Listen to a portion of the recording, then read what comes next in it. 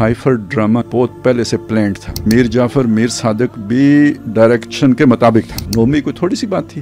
दिन ब दिन यहाँ पे जो हालात और सिचुएशन है वो और ज़्यादा टर्मोइल और केओस की तरफ जाएगी। यहाँ पे कोई ऑर्गेनाइज एडमिनिस्ट्रेशन नहीं रहेगी, टोटल केओस और सिविल वॉर की सिचुएशन होगी। कश्मीर में ये सारे हालात बन गए होते, ऊपर से आप दिवालिया होते। साथ जनाब इंडिया, अब आपको समझ आई वो क्यों कहता था हम पर हमला कर दिया पाकिस्तान ने। वो तो जो स्क्रिप्ट लिखा हुआ था उसमें तो हमला नहीं लिखा हुआ था ना।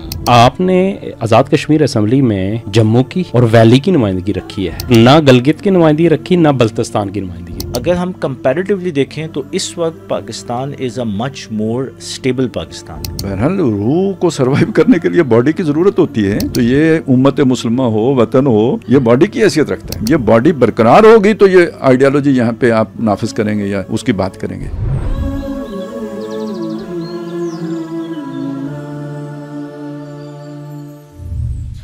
अस्सलाम वालेकुम नाज़रीन, मैं महताब अज़ीज़ हूँ और तज़किरा व तबसरा के एक और एपिसोड के साथ आपकी खिदमत में हाज़िर है। आज जब ये प्रोग्राम हम कर रहे हैं तो दुनिया के अंदर बहुत सारी तब्दीलियाँ आई हैं। मशरक़ वस्ता खुसूसन इन तब्दीलियों का गढ़ साबित हुआ। एक जो ट्रंप ने पीस प्लान दिया था गज़ा के हवाले से, उस पे हमास का जवाब आया है जिसने पूरी दुनिया के अंदर एक हलचल मचा दी है। और ऐसा कहा जा रहा है कि हमास ने अस्करी मैदान के बाद एक बार सफारती मैदान में भी इज़राइल को शिकस्त फाश दी है। तो हम डिस्कस करेंगे उसे भी, लेकिन इससे पहले जो है कुछ और चीज़ें हमारे ख़ित्ते में हो रही हैं। मिसाल के तौर पे हिंदुस्तान की बहुत सारी धमकियां आई हैं। हिंदुस्तान के वज़ीर दिफ़ा ने धमकी दी है, उनके एयर चीफ़ ने धमकी दी है, उनके चीफ़ ऑफ आर्मी स्टाफ ने पाकिस्तान को धमकियां दी हैं। हम उसको भी डिस्कस करेंगे, लेकिन उससे भी ज़्यादा बड़ी चीज़ हमारे अपने मुल्क के अंदर जो हुई है, आज़ाद कश्मीर के अंदर जो एहतजाज चल रहा था वहाँ अवामी एक्शन कमेटी की जानिब से, उस पे एक मायदा रात देर गए बल्कि सुबह के वक्त जो है वो उसका ड्राफ्ट सामने आया है। तो सबसे पहले हम बात उस पर शुरू करते हैं। हमारे साथ मौजूद हैं जनाब खालिद महमूद अब्बासी साहब और जनाब कैवान अनवर साहब। फ़र्रुख सुल्तान भाई आज भी मौजूद नहीं हैं, तो इसलिए जो ये काम है वो मुझे सर अंजाम देना पड़ रहा है। तो मैं थोड़ी सी खालिद साहब मायदे की बात करें अगर, तो ये 38 नुकाती जो है वो चार्टर ऑफ डिमांड था जो अवामी एक्शन कमेटी की तरफ से दिया गया था। तो इस पे मतलब दो चीज़ों के ऊपर बेसिकली डेड लॉक था यहाँ पे, बाकी चीज़ें तो सारी तस्लीम पहले ही हो गई थी। दो चीज़ें जिनके ऊपर डेड लॉक था उसके अंदर ये था कि एक मुहाजिरीन की जो नशिस्तें हैं, 12 नशिस्तें होती हैं आज़ाद कश्मीर में। 33 लोग आज़ाद कश्मीर से इलेक्ट होते हैं जनरल इंतखाबात के ज़रिए, और बाकी जो 12 लोग हैं वो पाकिस्तान में जो मुकीम महाजरीन हैं उनके वोटों से मुंतखब होते हैं। तो इन 12 नशिस्तों का एक डेड लॉक चल रहा था कि अवामी एक्शन कमेटी का मुतालबा यह था कि इनको ख़त्म कर दिया जाए। तो एक तो इसके ऊपर पेशरफ्त ये हुई है कि उसको उन्होंने कहा कि ये फौरी तौर पे इनको फ्रीज़ कर दिया जाएगा, इनके जो लोग हैं वो कैबिनेट से निकल जाएंगे, इनको जो फ़ंड मिलते हैं वो रुक जाएंगे, और फिर एक कमेटी इनके ऊपर फ़ैसला करेगी इनके मुस्तकबिल का कि इनको ख़त्म कैसे किया जा सकता है। दूसरी चीज़ जो है जिसके ऊपर डेड लॉक था वो आज़ाद कश्मीर की इस वक्त अपना 53 रुकनी जो पार्लियामेंट है उनमें से 42 से ज़्यादा वज़रा थे जिनके पास वज़रा का प्रोटोकॉल हासिल था जिन्हें। तो उसके ऊपर अवामी एक्शन कमेटी का एक मुतालबा ये था कि उनकी तादाद को कम करके 10 किया जाए। तो उसमें थोड़ी सी तब्दीली जो है ना वो हमें देखने में आई है कि एक दरमियानी राह निकाली गई। ये 10 तो नहीं हुआ लेकिन 16 पे बात जो है ना आ गई है।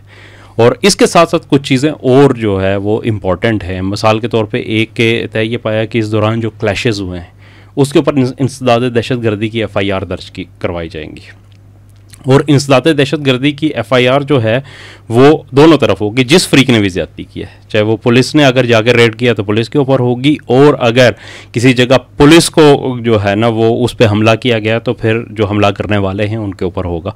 और फिर उसमें ये भी तय पाया है कि अगर जो है किसी जगह डिस्प्यूट होता है कि ये किसने किया तो उसके ऊपर एक जुडिशल कमीशन बनाया जाएगा जो हाई कोर्ट के जज की सरबराही में होगा। वो फैसला करेगा कि असल में फ्रीक कौन था, किसके ऊपर FIR होनी है। तो ये पहली दफ़ा मेरे ख्याल में एक बड़ी सिग्निफिकेंट अचीवमेंट है कि पुलिस के ऊपर भी FIR होगी अगर उसने हमला किया है तो वहाँ पे। अच्छा, तीसरी एक और अपने चौथी चीज़ जो मुझे इसमें इम्पॉर्टेंट लगी है वो इस मायदे के अंदर ये भी हुआ है कि इस दफ़ा जितने लोग जहाँ भाग हुए हैं वो सरकारी हैं, पुलिस एहलकार हैं या सिविलियन से, दोनों को बराबर मुआवजा मिलेगा। اس سے پہلے ہمیشہ یہ ہوتا ہے، آپ کو پتہ ہے کہ جو ہوتے ہیں ان کو تو شہداء پیکیج ہوتا ہے ان کے لیے 50 لاکھ 60 لاکھ کروڑ 1.25 کروڑ روپے کا، مختلف جو رینکس وائز جو ہے ان کے ہوتے ہیں. اور اگر کوئی سویلین اس میں ہو جائے تو اس کو 5 لاکھ 10 لاکھ روپیہ معاوضہ دیا جاتا ہے. تو اس کی ایک برابری کی ہمیں چیز وہاں پہ دیکھنے میں آئی ہے. تو بہرحال چونکہ آزاد کشمیر کے جو حالات تھے وہ اب بہتری کی طرف جائیں گے، وہاں پہ ہوا. اور سب سے بڑی چیز یہ ہے کہ اس خطے میں ہم نے دیکھا تو بہت سارے انقلابات آ رہے تھے. ہمیں بنگلہ دیش میں نظر آیا تھا، سری لنکا میں، نیپال میں. تو اب کشمیر میں بھی ایک عوامی کی جو مارچ ہے اس کے نتیجے میں ایک وہاں پہ تبدیلی آئی ہے. اور میں پھر اس میں ایک چیز اور ایڈ کرنا چاہوں گا کہ احسن اقبال صاحب نے اس کے اوپر رات کو تبصرہ کرتے ہوئے بڑی ایک سگنیفیکنٹ بات کہی. اس نے کہا کہ اس سے ہمیں پتہ چلا کہ لوگ اب کیسی گورننس چاہتے ہیں، تو ہمیں اس طرف بھی جانے کا جو ہے نا اس سے رہنمائی ملے گی. تو اس ساری صورتحال پہ ذرا آپ اپنا تبصرہ کریں کہ آپ کیسے دیکھتے ہیں اس کو. اصل میں اس سب پہ تبصرہ تو زیادہ وقت درکار ہے، یعنی زیادہ جامع تبصرہ چاہیے اور تھوڑی تفصیل سے بھی چاہیے. پہلو ہی اتنے کئی آسپیکٹس ہیں اس کے، لیکن پھر بھی اصل میں تفہیم بہت ضروری ہے، بیک گراؤنڈ جاننا بہت ضروری ہے. اور وہ بیک گراؤنڈ ہمارے سامعین کے لیے اس سے آگہی لازمی ہے، اس کے بغیر چیزیں سمجھ میں نہیں آتی. یعنی کشمیر میں جو سیاسی شعور کی سطح ہے نا، اگر آپ اس کی ایوریج دیکھیں تو شاید پاکستان میں شہروں سے بھی بڑھ کر ہو. یعنی ہو سکتا ہے کہ صافی حلقوں میں جتنا پایا جاتا ہو یا خود جو آپ کی جو رولنگ ایلیٹ میں ہو، ایسا وہاں پہ گراس روٹ لیول تک وہ شعور پہنچا ہوا ہے. اخبار کا مطالعہ عام ہے، اب تو خیر الیکٹرانک میڈیا آ گیا ہوا ہے تو اس کی وجہ سے بھی. تو پھر یہ کہ لوگ بیٹھ کے وہ جیسے چوپالیں تو نہیں ہیں یا ٹی ہاؤسز تو نہیں ہیں، لیکن یہ کہ لوگ بازار میں جاتے ہی تبصرہ کرنے کے لیے بیٹھیں گے، چائے پئیں گے، بات چیت ہوگی. تو اس اعتبار سے وہ اسے باقی پاکستان کے ساتھ کمپیئر نہیں کیا جا سکتا. ایک تو یہ مطلب اس میں سیاسی شعور کے اعتبار سے. دوسری بات یہ ہے کہ ایک اور بھی فرق ہے کہ ہم آگے پیچھے جاتے ہیں، ٹھیک ہے شہروں کا معاملہ علیحدہ ہے، لیکن دیہات میں پاکستان میں آپ کو پتہ ہے بہرحال سوشلی جو ہے نا اونچ نیچ کے کچھ نہ کچھ تصورات موجود ہوتے ہیں. کہیں پہ وڈیرا ہوتا ہے، کہیں پہ چودھری ہوتا ہے، کہیں پہ خان ہوتا ہے، سردار ہوتے ہیں، یہ ٹھیک ہے. اچھا یہ سارے جو ہے نا لائق کے سابقے کشمیر میں بھی آپ کو ملیں گے، سردار فلانا خان یہ وہ، لیکن وہاں اس طرح کا نظام کوئی نہیں ہے. وہاں سب سے غریب آدمی بھی ہے آزاد، سوچ اس کی آزاد ہے، اور اس کے ایک عزت نفس والا معاملہ بھی ہے. اور وہ نہیں وہ اپنی وہ غیرت اہمیت وہ بھی کوٹ کے گویا بھری ہوئی ہے، اور آخری آدمی تک بھری ہوئی ہے. تو یہ دو فرق ہو گئے. اس لیے وہ کہیں جو ہے نا کہیں حقوق کا مسئلہ ہو تو ان کا ریئیکشن باقیوں کی نسبت زیادہ ہوتا ہے، وہ اپنی آزادی پر کمپرومائز کرنے کے لیے تیار نہیں ہوتے. پھر آزادی کی تحریک بھی چلتی رہی تو اس کا بھی بیس کیمپ رہنے کی وجہ سے اس مسئلے پہ کافی وہ وہاں پہ حساسیت بھی پائی جاتی ہے. یہ چند چیزیں میں سمجھتا ہوں کہ پہلے سے جاننی ضروری ہیں تاکہ وہ ہمیں پتہ لگے کہ بھائی تحریک کیوں اٹھی یا کیا مسئلہ ہے. اچھا یہ اب اس کے ساتھ ایک اور چیز بھی جوڑ لیں کہ یہ جو کرو فر ہیں نا سیاستدانوں کے اور بیوروکریٹس کے، یہ نئی چیز ہے. یہ پچھلے 20-25 یا 30 سالوں کی چیز ہے. ہم نے خود دیکھا ہے، اسی جنریشن میں دیکھا ہے کہ ٹاپ لیول کے بھی لیڈرز جو ہے نا اکیلے سفر کیا کرتے تھے. سردار قیوم صاحب ہوتے تھے، بس وہ اپنی گاڑی لے کے مظفر آباد سے نکلتے تھے، اسلام آباد آ جاتے تھے.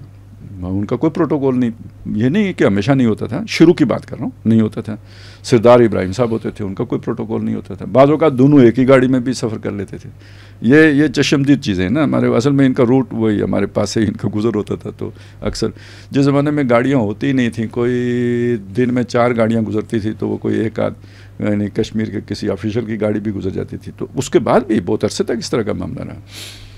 یہ تو جناب یہ جب یوں کوئی جہاد کی برکتوں سے ہوا یا کیا ہوا، کوئی اس دور سے یہ چیزیں شروع ہوئی ہیں، اور جس میں یہ پھر پروٹوکول، پھر وہ مجاہدین کا پروٹوکول بھی ہو گیا، تو ساتھ ہی وزیروں کا پروٹوکول بھی ہو گیا. تو افسر شاہی تو پھر آپ کو معلوم ہے اسے بہانا چاہیے ہوتا ہے. یہ چیزیں کشمیر کے لوگوں کے لیے گویا ایک نئی چیز تھی. انہوں نے ٹھیک ہے برداشت کیا انہوں نے ایک عرصے تک. اب وہ ایک وہاں پہ ایک برابری کا تصور ہے تو یہ سارا اس کے خلاف ہو گیا. تو ایک ری ایکشن یہ پکتے پکا ہے. ظاہر اب جا کے ہوا ہے، موجود پہلے سے تھا، ایسا نہیں ہے کہ پہلے سے موجود نہیں تھا. پھر یہ غلط فہمی بھی دور ہو جانا چاہیے کہ بھئی ایکشن کمیٹی کے پیچھے کوئی فارنرز ہیں یا یہ ایک جینین ری ایکشن ہے، فطری رد عمل ہے اور اسی زمین کے اندر سے ابھرا ہے. باقی یہ کہ دیکھیں جب کہیں پہ کوئی اس طرح کی چیز پیدا ہوتی ہے نا تو ہر کوئی اپنی روٹی لگانے کی کوشش ضرور کرتا ہے. میں یہ نہیں کہتا کہ بالکل کچھ بھی نہیں تھا، لیکن یہ کہ اوریجنلی کچھ نہیں ہے، بنیاد میں کچھ نہیں ہے. وہ تو ان کی اپنے یعنی لوکل جو ہے نا وہ موٹیویشن ہے ساری، اور یا ری ایکشن کہیں جو بھی آپ کہیں، لیکن یہ کہ پھر بعد میں کچھ ایڈ ہو گیا ہو یا کچھ لوگوں نے اسے ایکسپلائٹ کرنے کی کوشش کی. اور آپ کو پتہ ہے وہاں پہ خاص طور پہ جو وہ حریہ کیا ہے وہ جو خود مختاری کے دعوے دار ہیں نا، تو وہ ایک مطلب ظاہر رشتہ دار ہوتے ہیں تو اٹھنا بیٹھنا کھانا پینا سارا ساتھ ہوتا ہے، اختلاف رائے بھی ہوتے ہیں، لیکن اس سیاسی معاملے میں ان کی سوچ ذرا بالکل مختلف ہوتی ہے. وہ ان کو وہاں پہ وہ نیشنلسٹ کہتے ہیں. تو یہ باقی زیادہ اکثریت جو ہے وہ علاقے پاکستان کی اہمی ہوتی ہے، تو ان کی آپس میں بھی بحثیں ہوتی رہتی ہیں. تو ایکسٹریمزم جو ہے نا آرام ہے، یہ نہیں عملی ایکسٹریمزم نہیں، کوئی دہشت گردی والا نہیں، مطلب رائے دینے میں وہ جو بھی قوم پرست ہوتے ہیں ان میں زیادہ پایا جاتا ہے. اب یہ انہوں نے سمجھا کہ بھئی یہ تو عام عوامی مسائل ہیں، تو اس فورم کے اوپر انہوں نے ان کو بھی بلا لیا، مدعو کر لیا. تو جو کوئی اس طرح کی ایکٹیویٹیز ہوئی ہیں جس میں تشدد عملاً تشدد بھی ہوا ہے، کوئی فائرنگ بھی ہوئی ہے یا اس طرح کی، تو اس میں کوئی اس طرح کا ایلیمنٹ اگر شامل ہو گیا ہو تو وہ ہے. اوریجنلی کوئی اینٹی پاکستان موومنٹ نہیں تھی، کوئی آزادی کی تحریک نہیں تھی، کوئی پاکستان مخالف باتیں نہیں تھیں، وہ اس حد تک ایک معاملہ ہے. یہ کچھ وضاحتیں یا جو غلط فہمیاں تھیں میں سمجھتا ہوں یہ ہمارے سامعین کو معلوم ہونی چاہیے تھی. یہ بہت رہی ہیں، ہمارے بڑے یعنی رائے عامہ ہموار کرنے والے حلقوں کے اندر بھی رہی ہیں، اور میرا خیال ہے اسی کو محسوس کرتے ہوئے ان کے جو لیڈر تھے شوکت صاحب تھے یا کیا جی شوکت نواز میر، انہوں نے پھر اس کی وضاحت بھی کی ہے کہ اور یہ باتیں انہوں نے بھی کر دی ہیں. تو اچھا ہوا، بہت اچھا ہو گیا. اچھا اب یہ جتنے بھی مطالبے تھے نا ان کے، یہ سارے عوامی مفاد سے متعلق ہیں، صرف دو کو چھوڑ کر. ایک تو غلط فہمی پر مبنی ہے جو یہاں پہ اس کی انٹرپریٹیشن عام طور پر ہوئی ہے، اور دوسرا جو ہے وہ اس کو میرا خیال ہے ان کی غلط فہمی کو دور کرنا چاہیے. وہ دو چیزیں کیا ہیں؟ ایک چیز ہے جی یہ جو بیرونی جو ہے نا فورسز کو ہٹانا، اس کو یہاں پہ جو بیان کیا گیا یا ہمارے میڈیا پہ جو اسے لیا گیا پرسیو کیا گیا وہ اس معنی میں لیا گیا کہ وہ کہتے ہیں بارڈر سے اپنی فوجیں اٹھا کے لے جاؤ. یعنی یہ اس کو برابر کیا گیا گویا وہ مقبوضہ کشمیر کے رائے کے ساتھ. یہ ایسا مسئلہ نہیں تھا. آپ ان سے پوچھیں وہ کیا کہہ رہے ہیں. وہ یہ کہہ رہے ہیں کہ جو آپ نے اس تحریک کو روکنے کے لیے نئی فورسز جو ڈپلائی کی ہیں ان کو واپس لے. بیرونی forces F C Punjab constabulary اور فوج ہٹانے کا مقصد نہیں ہے، بارڈر خالی کرنے کا مقصد نہیں ہے. یعنی یہ بھی کلیئر ہونا چاہیے تھا یا ہونا چاہیے یا کلیئر رہنا چاہیے اس پہ بندے کو. ہاں اب آ گیا جو مسئلہ جو مجھے بھی کھلتا ہے وہ ہے وہ 12 نشستوں کا. اچھا میں آپ کو اس کا پرابلم بتاؤں وہ کیوں اس کی مخالفت کر رہے ہیں. اصل میں اس کو بھی وہ 12 نشستیں ختم کرنا اس کی جو امپلیکیشنز ہیں اس میں انڈیا کو فائدہ پہنچتا ہے. ہمارا کشمیر کا مقدمہ کمزور ہوتا ہے کیونکہ یہ 12 نشستیں جو ہیں اگرچہ کہ پاکستان بیسڈ مہاجرین کی ہیں لیکن اوریجنلی یہ ریپریزنٹ کر رہے ہیں مقبوضہ کشمیر کو. ٹھیک ہے، اگر آپ یہ سیٹیں ختم کر دیتے ہیں تو وہ گویا آپ مقبوضہ کشمیر سے دستبردار ہو جاتے ہیں. اور میں آپ کو ایک سچی بات بتاؤں، یعنی میرے دل میں جو وسوسہ پیدا ہوتا ہے اگر یہ مطالبہ مانا جاتا ہے، اسے سیریسلی انڈر ڈسکشن بھی لایا جاتا ہے، تو مجھے یہ شک پڑتا ہے کہ وہ جو ادھر تم ادھر ہم والا تھا نا وہ پچھلی جو رجیم کا، یہ وہی منصوبہ پھر آگے چلے گا. یہ سافٹلی مقبوضہ کشمیر سے دستبرداری ہے. ٹھیک ہے، اب ایک طرف اس کا یہ بنتا ہے یہ 12 نشستوں کا، دوسری طرف اس مطالبے کے اندر جان کیوں پڑتی ہے، یہ بہت اہم ہے. یہ 12 سیٹیں آزاد کشمیر گورنمنٹ بنانے کا ہینڈل بن گئی ہیں. 12 آدمی جب اب کل 33 ہیں اس میں 12 یہ ہیں.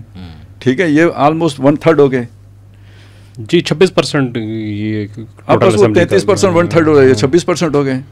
اب یعنی 26% سیٹیں آلریڈی اس طرف ہو گئی ہیں کہ جدھر آپ چاہیں گے وہ ادھر چلی جائیں گی.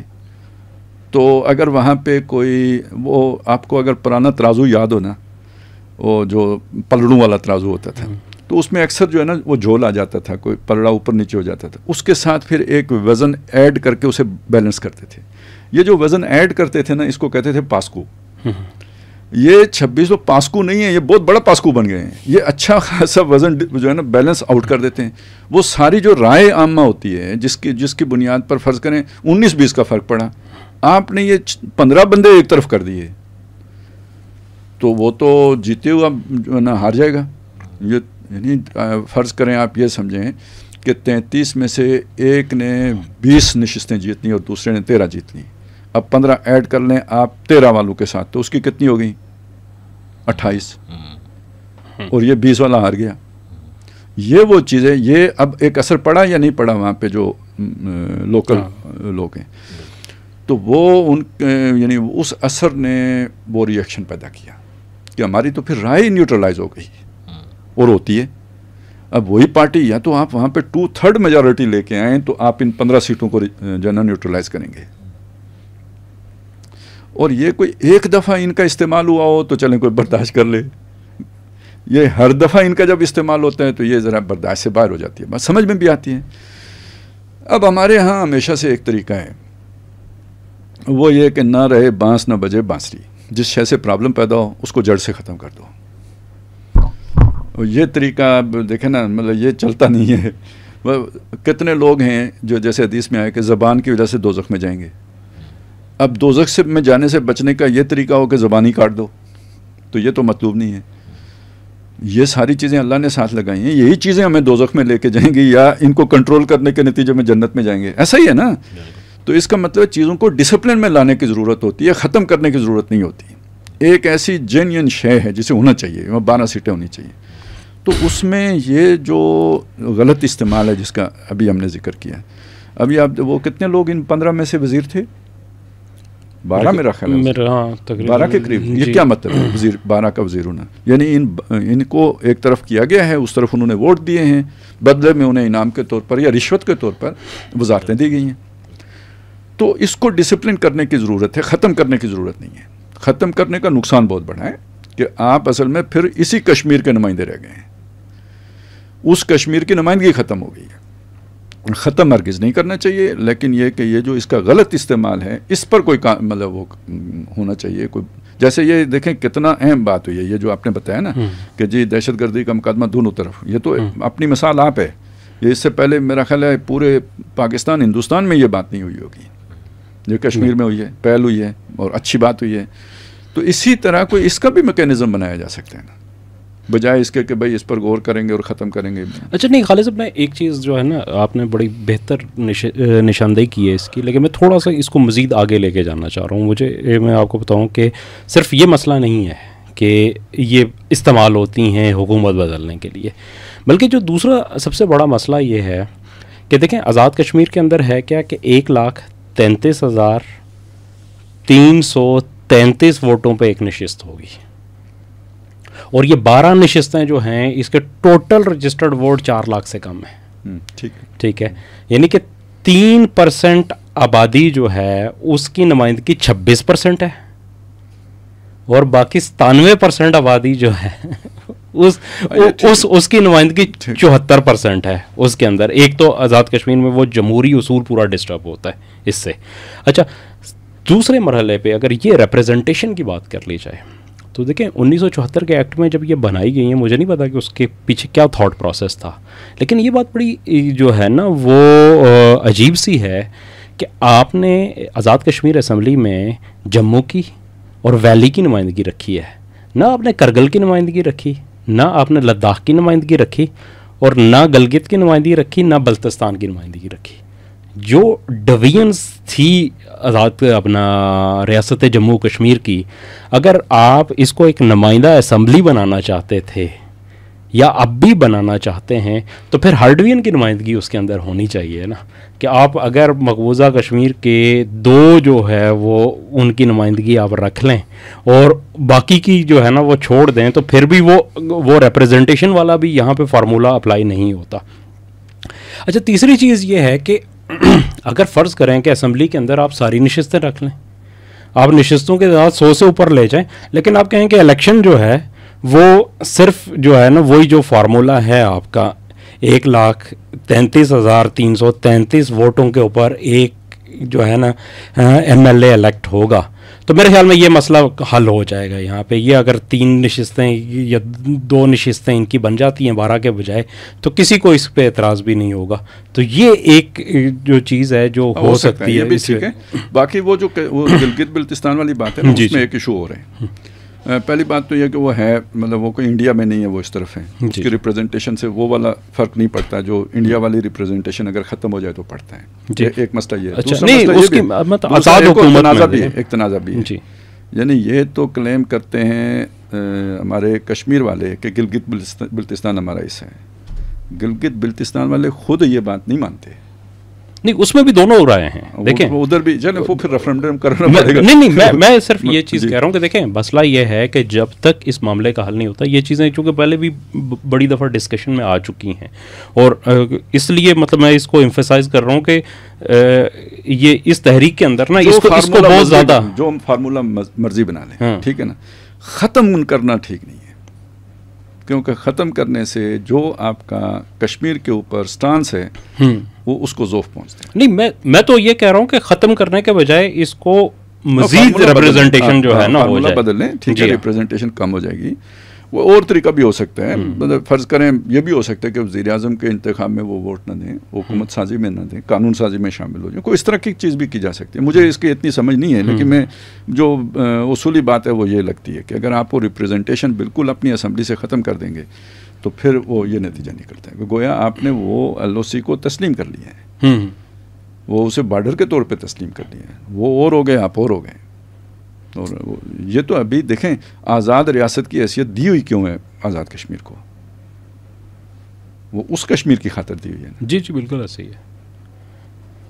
لیکن یہ بہرحال یہ بھی ایک ڈبیٹیبل ہے تھوڑا سا نا کہ مطلب ایک آج تک مطلب اس کو ایگزائل گورنمنٹ کا درجہ پاکستان نے نہیں دیا. ہاں, یہ ایک علیحدہ مسئلہ, یہ ایک جو ہے نا اس کے اندر آپ نے ریپریزنٹیشن تو بنا لی, لیکن یہ بھی فلسطینی اتھارٹی جیسی ریپریزنٹیشن. آپ نے بہت اچھا ذکر کیا. یہ بہت ساری چیزیں جو ہے نا کشمیر کی اور فلسطین کی ایک جیسی ہیں, بہت جیسی چیزیں ایک جیسی ہیں, اس فرق کے ساتھ کہ وہاں 7 عرب بیٹھے ہوئے ہیں, یہاں 7 پاکستان بیٹھا ہوا ہے. اس کا فرق یہ ہے نا کہ دیکھیں نا فلسطینیوں کے ساتھ اردن میں کیا ہوا, مصر نے کیا کیا, وہ دیکھیں. اس کے مقابلے میں کشمیریوں کے ساتھ کم از کم پاکستان نے ایسا دغا نہیں کیا.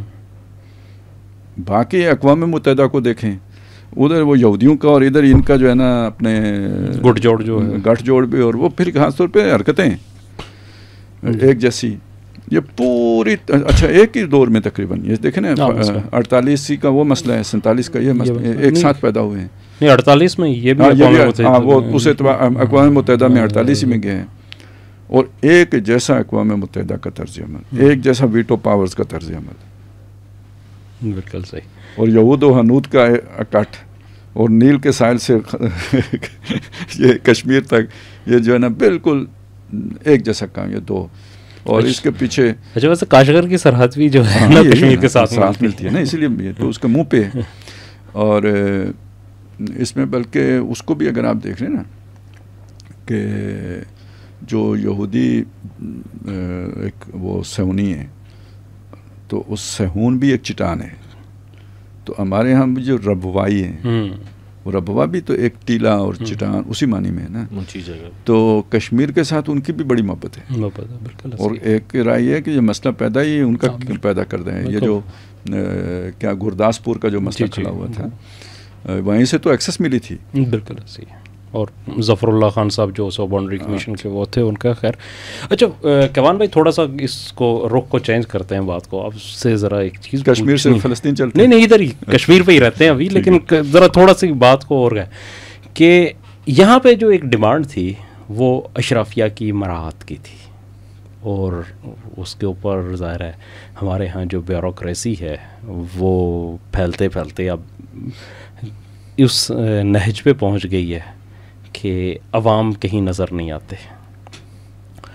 تو یہ جو صورتحال آ گئی ہے, یہ تو کشمیر میں تو چلیں کچھ اس کا شاید مثبت اثر سامنے آئے گا, لیکن پاکستان میں بھی یہی صورتحال ہے, یہی بنگلہ دیش میں ہے, یہی انڈیا کے اندر ہے, پورے برصغیر اور خصوصاً جہاں جہاں کلونیل سسٹم تھا.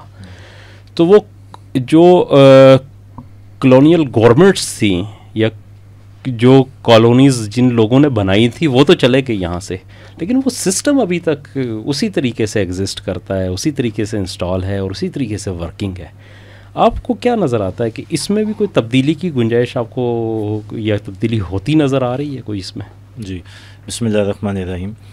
مہتاب بھائی کچھ چیزیں تو آپ کہنا جس طرح رائٹنگ آن دا وال، کیونکہ یہ تو ہو ہی نہیں سکتا کہ یہ پروسیس جو ہے چینج نہ ہو جب کہ دنیا ایوالو کر کے جس طرف گئی ہے، جہاں پہ ڈسٹریبیوشن آف ویلتھ ہے، رائٹس ہیں، ہیومن رائٹس ہیں. یہ بھی دیکھیں جو موومنٹ چل رہی ہے، جیسے خالد صاحب نے بھی کہا کہ یہ کوئی نئی چیز نہیں ہے. یہ جو محرومی تھی، یہ جو وہ ایک آبزرویشن لوگوں کی تھی اگینسٹ دا کلچرل نارمز، اور کلچر کیا تھا؟ وہ خودداری تھی اور وہ جو ایک حریت کا جذبہ تھا. یہی اگر ہم دیکھیں کہ آج فلسطین کی کاز کے لیے ویسٹرن ورلڈ میں سب سے بڑے پروٹیسٹ ہو رہے ہیں، تو اس کے پیچھے جذبہ تو وہی ہے، کیونکہ وہ جو پرسنالٹی اور مائنڈ سیٹ ہے وہ جو خود مختاری کا ہے، وہ آزادی کا ہے، اور وہاں پہ جبر ہو رہا ہے. تو جو آپ نے بات کی کہ یہ تو ایک نیچرل آؤٹ کم ہے، بھلے ہمارا پاسٹ کیا تھا، وہ کلونیل جو ایرا گزرا ہے، اور پھر جو یہ سارے ممالک بالشمول پاکستان، اور پھر ہم نے پھر بیہیویئر بھی دیکھتے ہیں انسٹیٹیوشنس کے، اسٹیٹ کے، رولنگ ایلیٹ کے. یہ بیہیویئر اپنی جگہ موجود ہے، شاید کچھ ایسا اور بھی رہے، لیکن it cannot last forever. اس نے چینج تو ہونا ہے. اب بات صرف یہ ہے کہ یہ چینج ہو کے کوئی بہتری کی طرف جائے گا یا اس سے بدتر کی طرف جائے گا، یہ ایک سوال ضرور اٹھ سکتا ہے. لیکن چینج تو ضرور آنی ہے. لیکن میں اس کو تھوڑا سا نا جو ریپوزیشن بھی کرنا چاہتا ہوں کہ چینج تو دیکھیں پاکستان میں یہ جو کشمیر کا ٹیسٹ کیس ہے، اور یہ خالد صاحب سے بھی بات بھی ہو رہی تھی کہ جو چیز کشمیر میں ہو رہی ہے some times it works as a laboratory for the rest of Pakistan. اور مطلب میں اس سے تھوڑا سا ڈائیورٹ بھی کرنا چاہتا ہوں ایک سیناریو خالد صاحب کے سامنے. مجھے جو چیز خالد صاحب بڑی انیوژول لگتی ہے وہ یہ کہ یہ جو کرائسس پاکستان میں کریٹ ہوئے ہیں، یہ لگتا نہیں ہے کہ بڑے کوآرڈینیٹڈ ہیں. اور جس طرح مشرق وسطیٰ میں سچویشن بلڈ ہوئی، اور وہاں پہ یہ جو پولیٹیکل اورینٹیشن، ری اورینٹیشن 7 اکتوبر سے لے کر تو اب پاکستان سعودیہ کا ایک جو ایگریمنٹ ہوا ہے جوائنٹ ڈیفنس پیکٹ، اور اب ہم دیکھتے ہیں کہ ایران بھی آن بورڈ ہے، اور ایک مسلمان جو بلاک کی ایک سارٹ آف تشکیل نظر آتی ہے، یا کم سے کم ان کے اندر کی جو پھوٹ اور ڈیوائیڈ ہے وہ سبسائڈ ہوتی ہوئی نظر آتی ہے. تو وہاں پہ بھی کچھ پلانس چل رہے ہیں. اور اب پاکستان اور پاکستان کی جو حکومت ہے، ایک طرف آپ دیکھیں تو انٹرنیشنل اسپیکٹرم کے اوپر ہم نے اپنی ساکھ کو منوایا ہے، اپنے آپ کو اسٹیبلائز کیا ہے. پولیٹیکل پوائنٹ آف ویو سے، ملٹری پوائنٹ آف ویو سے جو انڈیا کا کانفلکٹ ہوا اس میں بھی ایک ہماری دھاک بیٹھی، اور پھر معیشت کے پوائنٹ آف ویو سے. سو اگر ہم کمپیریٹیولی دیکھیں تو اس وقت پاکستان از اے مچ مور اسٹیبل پاکستان. یٹ آپ کو انٹرنل کانفلکٹس نظر آئیں گے، چاہے وہ بلوچستان میں ہو، چاہے وہ ہماری یہ جو ہمارا جو ویسٹرن بارڈر ہے، افغانستان والی یہ ساری بیلٹ ہے، اور اب پھر کشمیر میں. تو میں صرف آپ سے یہ پوچھنا چاہتا ہوں کہ کیا یہ ایک ون آف اتفاقاً سچویشن ہے کہ کشمیر میں ایک موومنٹ سڈنلی سٹارٹ ہو گئی اور پھر تھوڑی خونی بھی ہو گئی، اور ایسے لگا کہ تو پتہ نہیں، وہ کہتے ہیں نا کہ آل ہیل وڈ بریک لوز، اس طرح کی خبریں آنا شروع ہو گئیں. تو یہ محض اتفاقاً ہے یا ایک بگر پکچر کی ایک کوآرڈینیٹڈ کوئی تصویر ہے؟ تو سر یہ ذرا اس پہ روشنی. یہ سوال ادھر سے واپس ادھر آ گیا، گھوم کے واپس تو میں واپس نہ آپ کی طرف میں اپنا جواب دینے سے پہلے میں آپ سے، اگر آپ پسند کریں، آپ کی ذات سے متعلق ایک واقعہ ہے. جی سر. آپ نے ذکر کیا تھا ایک دفعہ، یہ نہیں، اس کا جواب اس سے ملتا ہے نا. میں چاہتا ہوں وہ اگر آپ بیان کر دیں. آپ کو یاد ہوگا کہ جو ایک صحافی جو کینیا میں جو بدقسمتی سے مارے گئے تھے، ارشد شریف صاحب. جی ارشد شریف صاحب. تو ان کے ساتھ آپ کی ایک ملاقات ہوئی تھی، کب؟ شاید 2019 میں ہوئی تھی. جی 2019. تو 2019 میں تو پاکستان ایک پیج پہ تھا، کوئی مسئلہ مسائل نہیں تھا. تو اس ملاقات کا کچھ احوال سنا دیں. بے شک آپ کیوں ہوئی تھی وہ بھی بتا دیں، لیکن یہ کہ خاص طور پہ ہم تو اس لیے وہ جاننا چاہ رہے ہیں کہ انہوں نے آپ سے کیا کہا تھا کہ بھئی آپ امریکہ میں تھے تو کیوں، یعنی باہر سے چھوڑ کے نوکری پاکستان کیوں آئے؟ اس پہ آپ کو کیوں انہوں نے کہا تھا کہ آپ نے غلط کیا ہے؟ جی سر، شاید یہی بیک ڈراپ تھا کہ میں نے یہ سوال بھی سر پٹ کیا. لیکن سر اس کا بیک گراؤنڈ اگر ہم جائیں تو جیسے آپ نے کہا کہ ظاہر میرا اگر اپنا بھی ایک ماضی ہے تو اس کا تعلق بینکنگ سے تھا، انویسٹمنٹ سے تھا، فنڈ مینجمنٹ سے تھا. انویسٹمنٹ بینکنگ میں سارا کریئر رہا، حتیٰ کہ ایک پوائنٹ پہ آ کے چھوڑا. تو وہ جو چھوڑنے کی جرنی تھی اس میں یہ بھی تھا کہ جہاں پہ بینکنگ اور یہ جو سودی نظام ہے اس سے تو چھوڑیں. اور ذرا اللہ کی نعمت ہے کہ وہ جب دین کی سمجھ آئی تو پتہ چلا کہ یہ تو بغاوت ہے، کھلی بغاوت اللہ کے ساتھ، تو ظاہر اس کے آگے تو کھڑے نہیں ہو سکتے. تو اس جرنی کا پارٹ یہ تھا کہ پاکستان بھی واپس آیا جائے اور اپنے ملک میں آ کے بسا جائے، اور پھر بہت سارے فیملی پیرنٹس یہاں پہ تھے.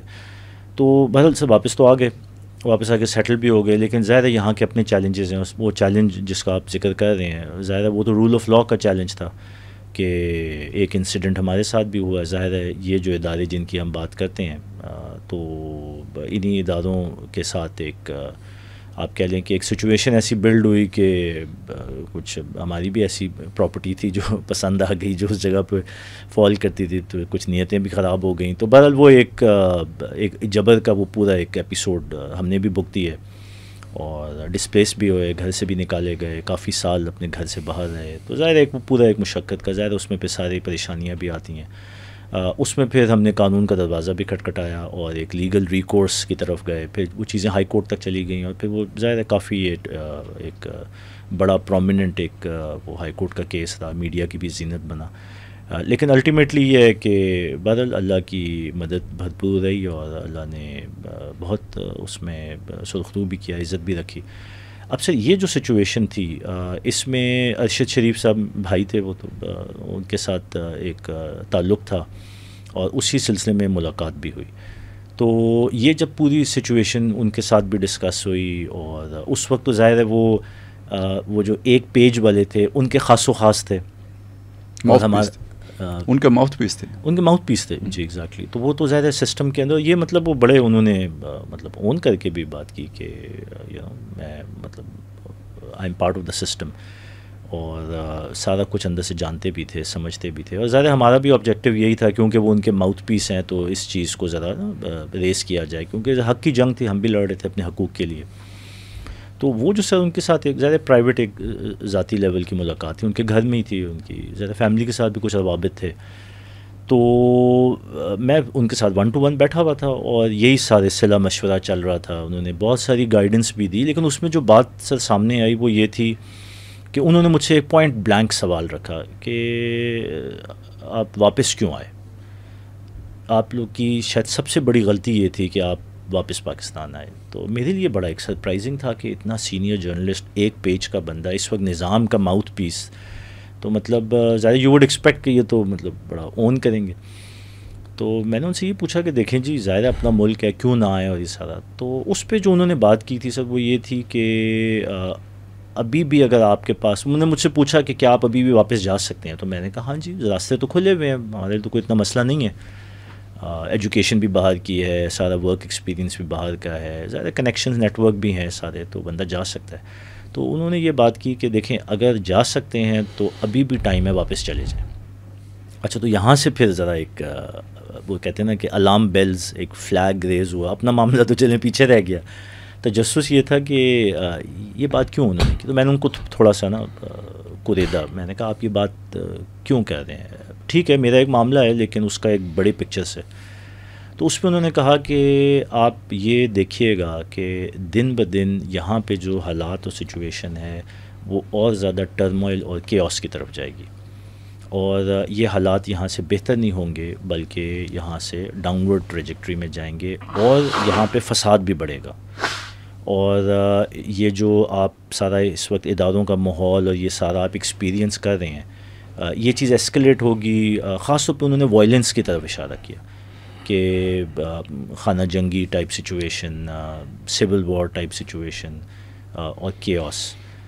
تو اس پہ زیادہ میرے لیے بھی حیرانگی تھی. لیکن پھر میں نے ان سے یہی پوچھا، ظاہر ہے اب صحافی ہیں وہ بھی ذرا نپی تولی بات کرتے ہیں، تو ان سے میں نے یہ پوچھا کہ یہ جو آپ کیوس اور ٹرمل، 2019 میں آپ یاد کریں کہ ہم ایکچولی بڑے سٹیبل پوزیشن پہ تھے.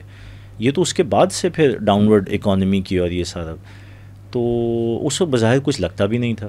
تو میں نے ان سے یہ پوچھا کہ مطلب آپ کیا ٹائم فریم اس سچویشن کا دیکھ رہے ہیں. مطلب میں نے اس کو اس طرح ان کو کیا کہ اچھا میں نے اگر جانا ہے ملک چھوڑ کے تو میرے پاس کتنا ٹائم ہے. تو اس پہ انہوں نے کہا کہ دیکھیں جی 3 سے 4 سال کے بعد یہ جو سارا ڈائریکشن ہے پاکستان کی یہ ٹوٹل کیوس کی طرف جا رہی ہے. تو اتنا ہی ٹائم ہے, اس سے پہلے اگر نکل سکتے ہیں تو یہاں سے نکل جائیں. تو بدل یہ بات تقریباً اتنی ہی رہی. پھر میں نے ان سے بھی پوچھا کہ میں نے کہا آپ بھی پھر نکل جائیں, تو وہ کہتے ہیں کہ ہاں میں بھی کچھ سوچ رہا ہوں اور کچھ پلانس کا پارٹ ہے, اور اس طرح کے بچوں کو کوئی ری اورینٹ کرنا ہے اور اس طرح کرنا ہے. تو ان کے بھی ذہن میں کچھ اسی طرح کی چیز تھی. لیکن یہ سب بات ہے کہ ہی واز ویری کلیئر. اللہ ان کی مغفرت کرے, اچھے انسان تھے ہمارے لیے. تو خیر انہوں نے بہت فیور کی, بڑی ہمیں اچھی ڈائریکشن دی, بہت اچھی گائیڈنس دی, اور بہت کام بھی آئی ہمارا وہ جو سارا سچویشن تھی. لیکن جتنی کلیئرٹی ان کو تھی نا اس بات میں, یہ میرے لیے آج بھی حیران کن ہے کہ اس وقت بھی ہی واز ایبسلیوٹلی کلیئر کہ 3 سے 4 سال میں غالباً this country would not exist, یا پھر یہاں پہ کوئی آرگنائز ایڈمنسٹریشن نہیں رہے گی, ٹوٹل کیوس اور سول وار کی سچویشن ہوگی. ہی واز پوائنٹ بلینک آن دس. تو یہ سر شاید میرے سوال کا بیک گراؤنڈ بھی یہی تھا. یہ کیا ہے, میں نے آپ سے یہ کیوں پوچھا, یہ ہے نا کہ آپ جو آج آپ کا رول ہے دنیا میں وہ آپ کو نظر آ رہے ہیں جی. تو یہ جو دشمن ہیں اسلام کے, مسلمانوں کے, ان کو بھی تو آپ کا یہ پوٹینشیل نظر آ رہا تھا نا جو آج ظاہر ہو رہا ہے. بالکل. تو انہوں نے اس کو کنٹین کرنا تھا. اگر کنٹینمنٹ آف چائنا پالیسی ہے تو یہ بھی تو سارا, اس میں سب سے بڑی بات ہے آپ کے ایٹمی دانت, وہ نکالنے کا ایک ہی طریقہ ہو سکتا ہے یہاں پہ کیوس ہو, وہ نکالنے کا ایک ہی طریقہ ہو سکتا ہے یہاں ڈس آرڈر ہو, وہ نکالنے کا ایک ہی طریقہ ہو فیلڈ اسٹیٹ قرار پا جائے. جی. تو یہ جو انہوں نے سب کچھ آپ کو بتایا تھا یہ اس کے سوا کیا ہے؟ بالکل ایسے. اب میں آپ کو بتاتا ہوں ٹھیک 3 سال کے بعد کیا واقعات ہوئے ہیں. بالکل. اب آپ اس بات کو اگر سچ مانتے ہیں, حق مانتے ہیں, تو یہ بات سمجھ لیجئے نا کہ یہ سائفر ڈرامہ جو ہے نا یہ بہت پہلے سے پلانڈ تھا. پھر اتنا ہی نہ سمجھیے, تحریک عدم اعتماد بھی پلانڈ تھی. پھر یہی نہ سمجھیے, پھر میر جعفر میر صادق بھی ڈائریکشن کے مطابق تھا, اکارڈنگ ٹو اسکرپٹ تھا. اب آپ کو یہ چیز سمجھ میں آ جائے گی کہ ایک بندہ آپ کو میر جعفر میر صادق بھی کہہ رہا ہے اور آپ چھپ چھپ کے اس سے مل بھی رہے ہیں. تو کیوں مل رہے ہیں؟ آپ دونوں مل کے کھیل رہے ہیں, ڈائریکٹر دونوں کا ایک ہے, اور اس کا اینڈ کیا ہے جی؟ وہ قیاس جس کا انہوں نے ذکر کیا تھا. جب انہوں نے دیکھا وہ قیاس سر پہ آ گیا تو نکلے یہاں سے. جو مشورہ انہوں نے آپ کو دیا تھا اس مشورے پہ خود عمل کیا. ٹھیک ہے, وہ وقت آ گئے, اس میں کیا دو آرا ہو سکتی ہیں. تو یہ صرف دو, یعنی صرف یہ ایک وہ پہلو تھا کس کا کہ جی سیاسی افراتفری مچائی جائے, اس کے لیے یہ سارا کھیل کھیلا گیا تھا. آگے کیا ہونا تھا؟ یہ صرف یہی تو نہیں تھا. یہاں پہ یعنی پنجاب میں آپ ہوا دے دیں فرقہ واریت کو, شیعہ سنی مسئلے کو ہوا دے دیں, اور پنجابی نیشنلزم کے ابھاریں, وہ اسے لے جائیں نا ادھر, اس کے پاس وہ کیا تھا وہ سکھ رنجیت سنگھ, ٹھیک ہے جی, اس کو ہیرو بنا دیں.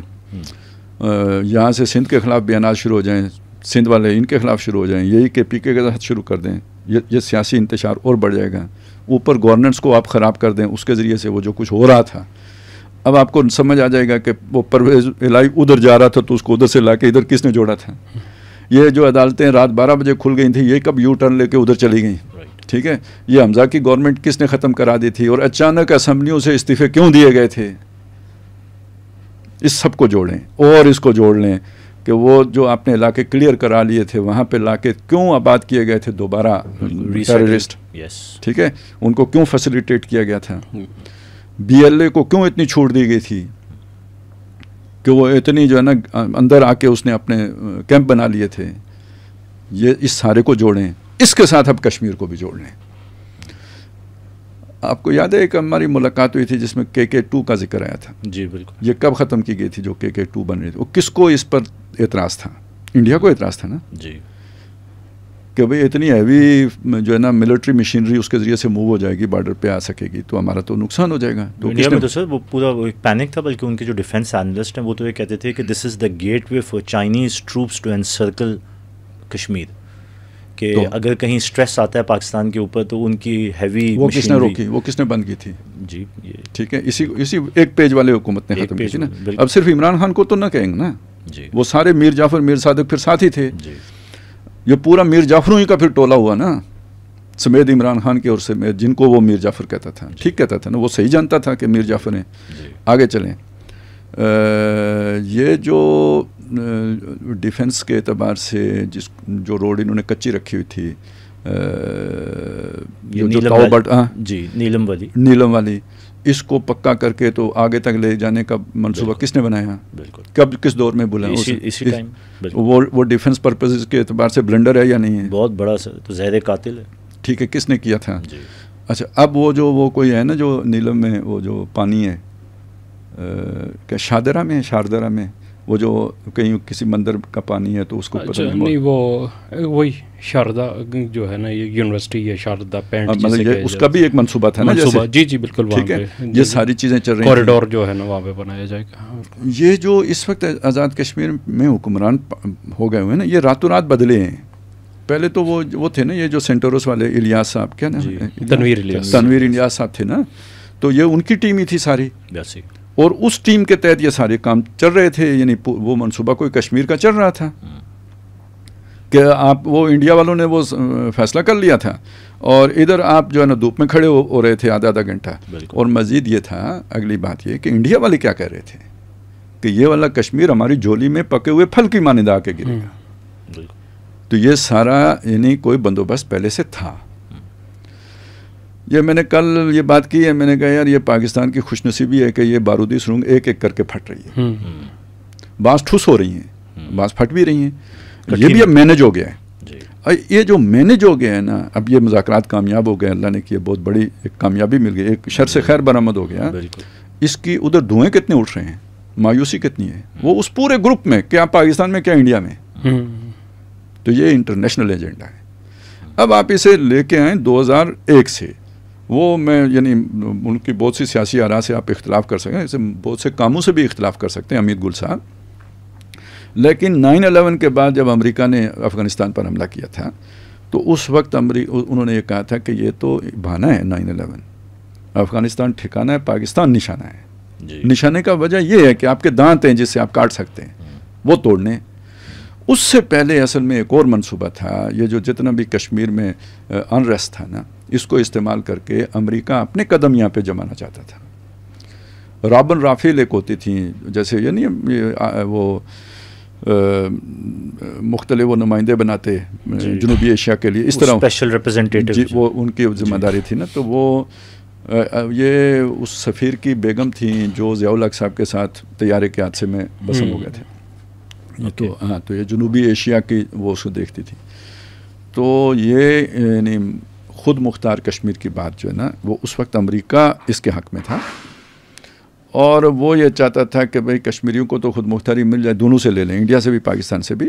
اور خود یہ جو دیوسائی اور یہ جو پورا علاقہ نا، روف آف دا ورلڈ، یہاں ہم اپنے کیمپ بنا لیں. تو کنٹینمنٹ آف چائنا پالیسی بھی یہاں سے چلے گی پورے بر سے. ابھی یہ ذہن میں رکھیں، انڈیا اس طرح امریکہ کے ساتھ نہیں جڑا ہوا تھا اس وقت بھی. 90s میں انڈیا مطلب ایک انڈیپینڈنٹ اس کا سٹانس ہوتا تھا. تو یعنی یہ پاکستان بھی، انڈیا بھی، یہ سارے علاقے کو ہم نگرانی کر سکیں گے. یہ ان کا پہلا فیلیور ہوا تھا، وہ یہاں پہ نہیں آ سکے. اس میں ہو سکتا ہے پاکستان انڈیا نے دونوں نے مل کے ناکام کیا ہو. چائنا کا بھی کوئی، اس کے بعد کرگل ہو گیا، وہ یہ دونوں فاصلے پہ چلے گئے، لیکن وہ نہیں ہو سکا، وہ ادھر نہیں ہے. انڈیا پوری طرح ان کے گود میں چلا گیا کرگل کے بعد. تو اب ان کو گویا اس طرح وہ انڈیا کو خلاف جانے کی انہوں نے کیا بھی نہیں. تو وہ پھر افغانستان میں آ گئے. افغانستان میں 15 سال 20 سال رول کے آخر واپس چلے گئے. تو وہ یہاں پہ یہ ساری بارودی سرنگیں لگا کے گئے تھے. اور یہ بارودی سرنگوں والے الفاظ کس کے ہیں؟ شیخ رشید کے ہیں. جی، جو ایک تو آپ نے ان کا ارشد شریف صاحب کا حوالہ دیا، دوسرا شیخ رشید ہیں. بارودی سرنگوں کی وہ ساری بات کر کے گئے. تو اب ان دونوں باتوں کو جوڑے نا، یعنی وہ ساری بارودی سرنگیں پھٹیں گی تو یہاں پہ وہ ساری مصیبت آئے گی. اس سے پہلے یہاں سے نکل جائیں. اچھا، یہ یہاں سے نکل جائیں والا یہ صرف ایک آدمی کا فلسفہ نہیں ہے جنہوں نے آپ سے بات کی ہے. یہ کئی لوگ ہیں جو ان سارے حالات سے واقف تھے، جو اپنے عزیزوں کو، چاہنے والوں کو یہی مشورہ دیتے آئے جو نکل سکتا ہے یہاں سے نکل جائے. اور اچھے دنوں میں ہمیں تو سمجھ نہیں آتی تھی کہ یہ سارا کیا ہے، وہ سارا یہ تھا.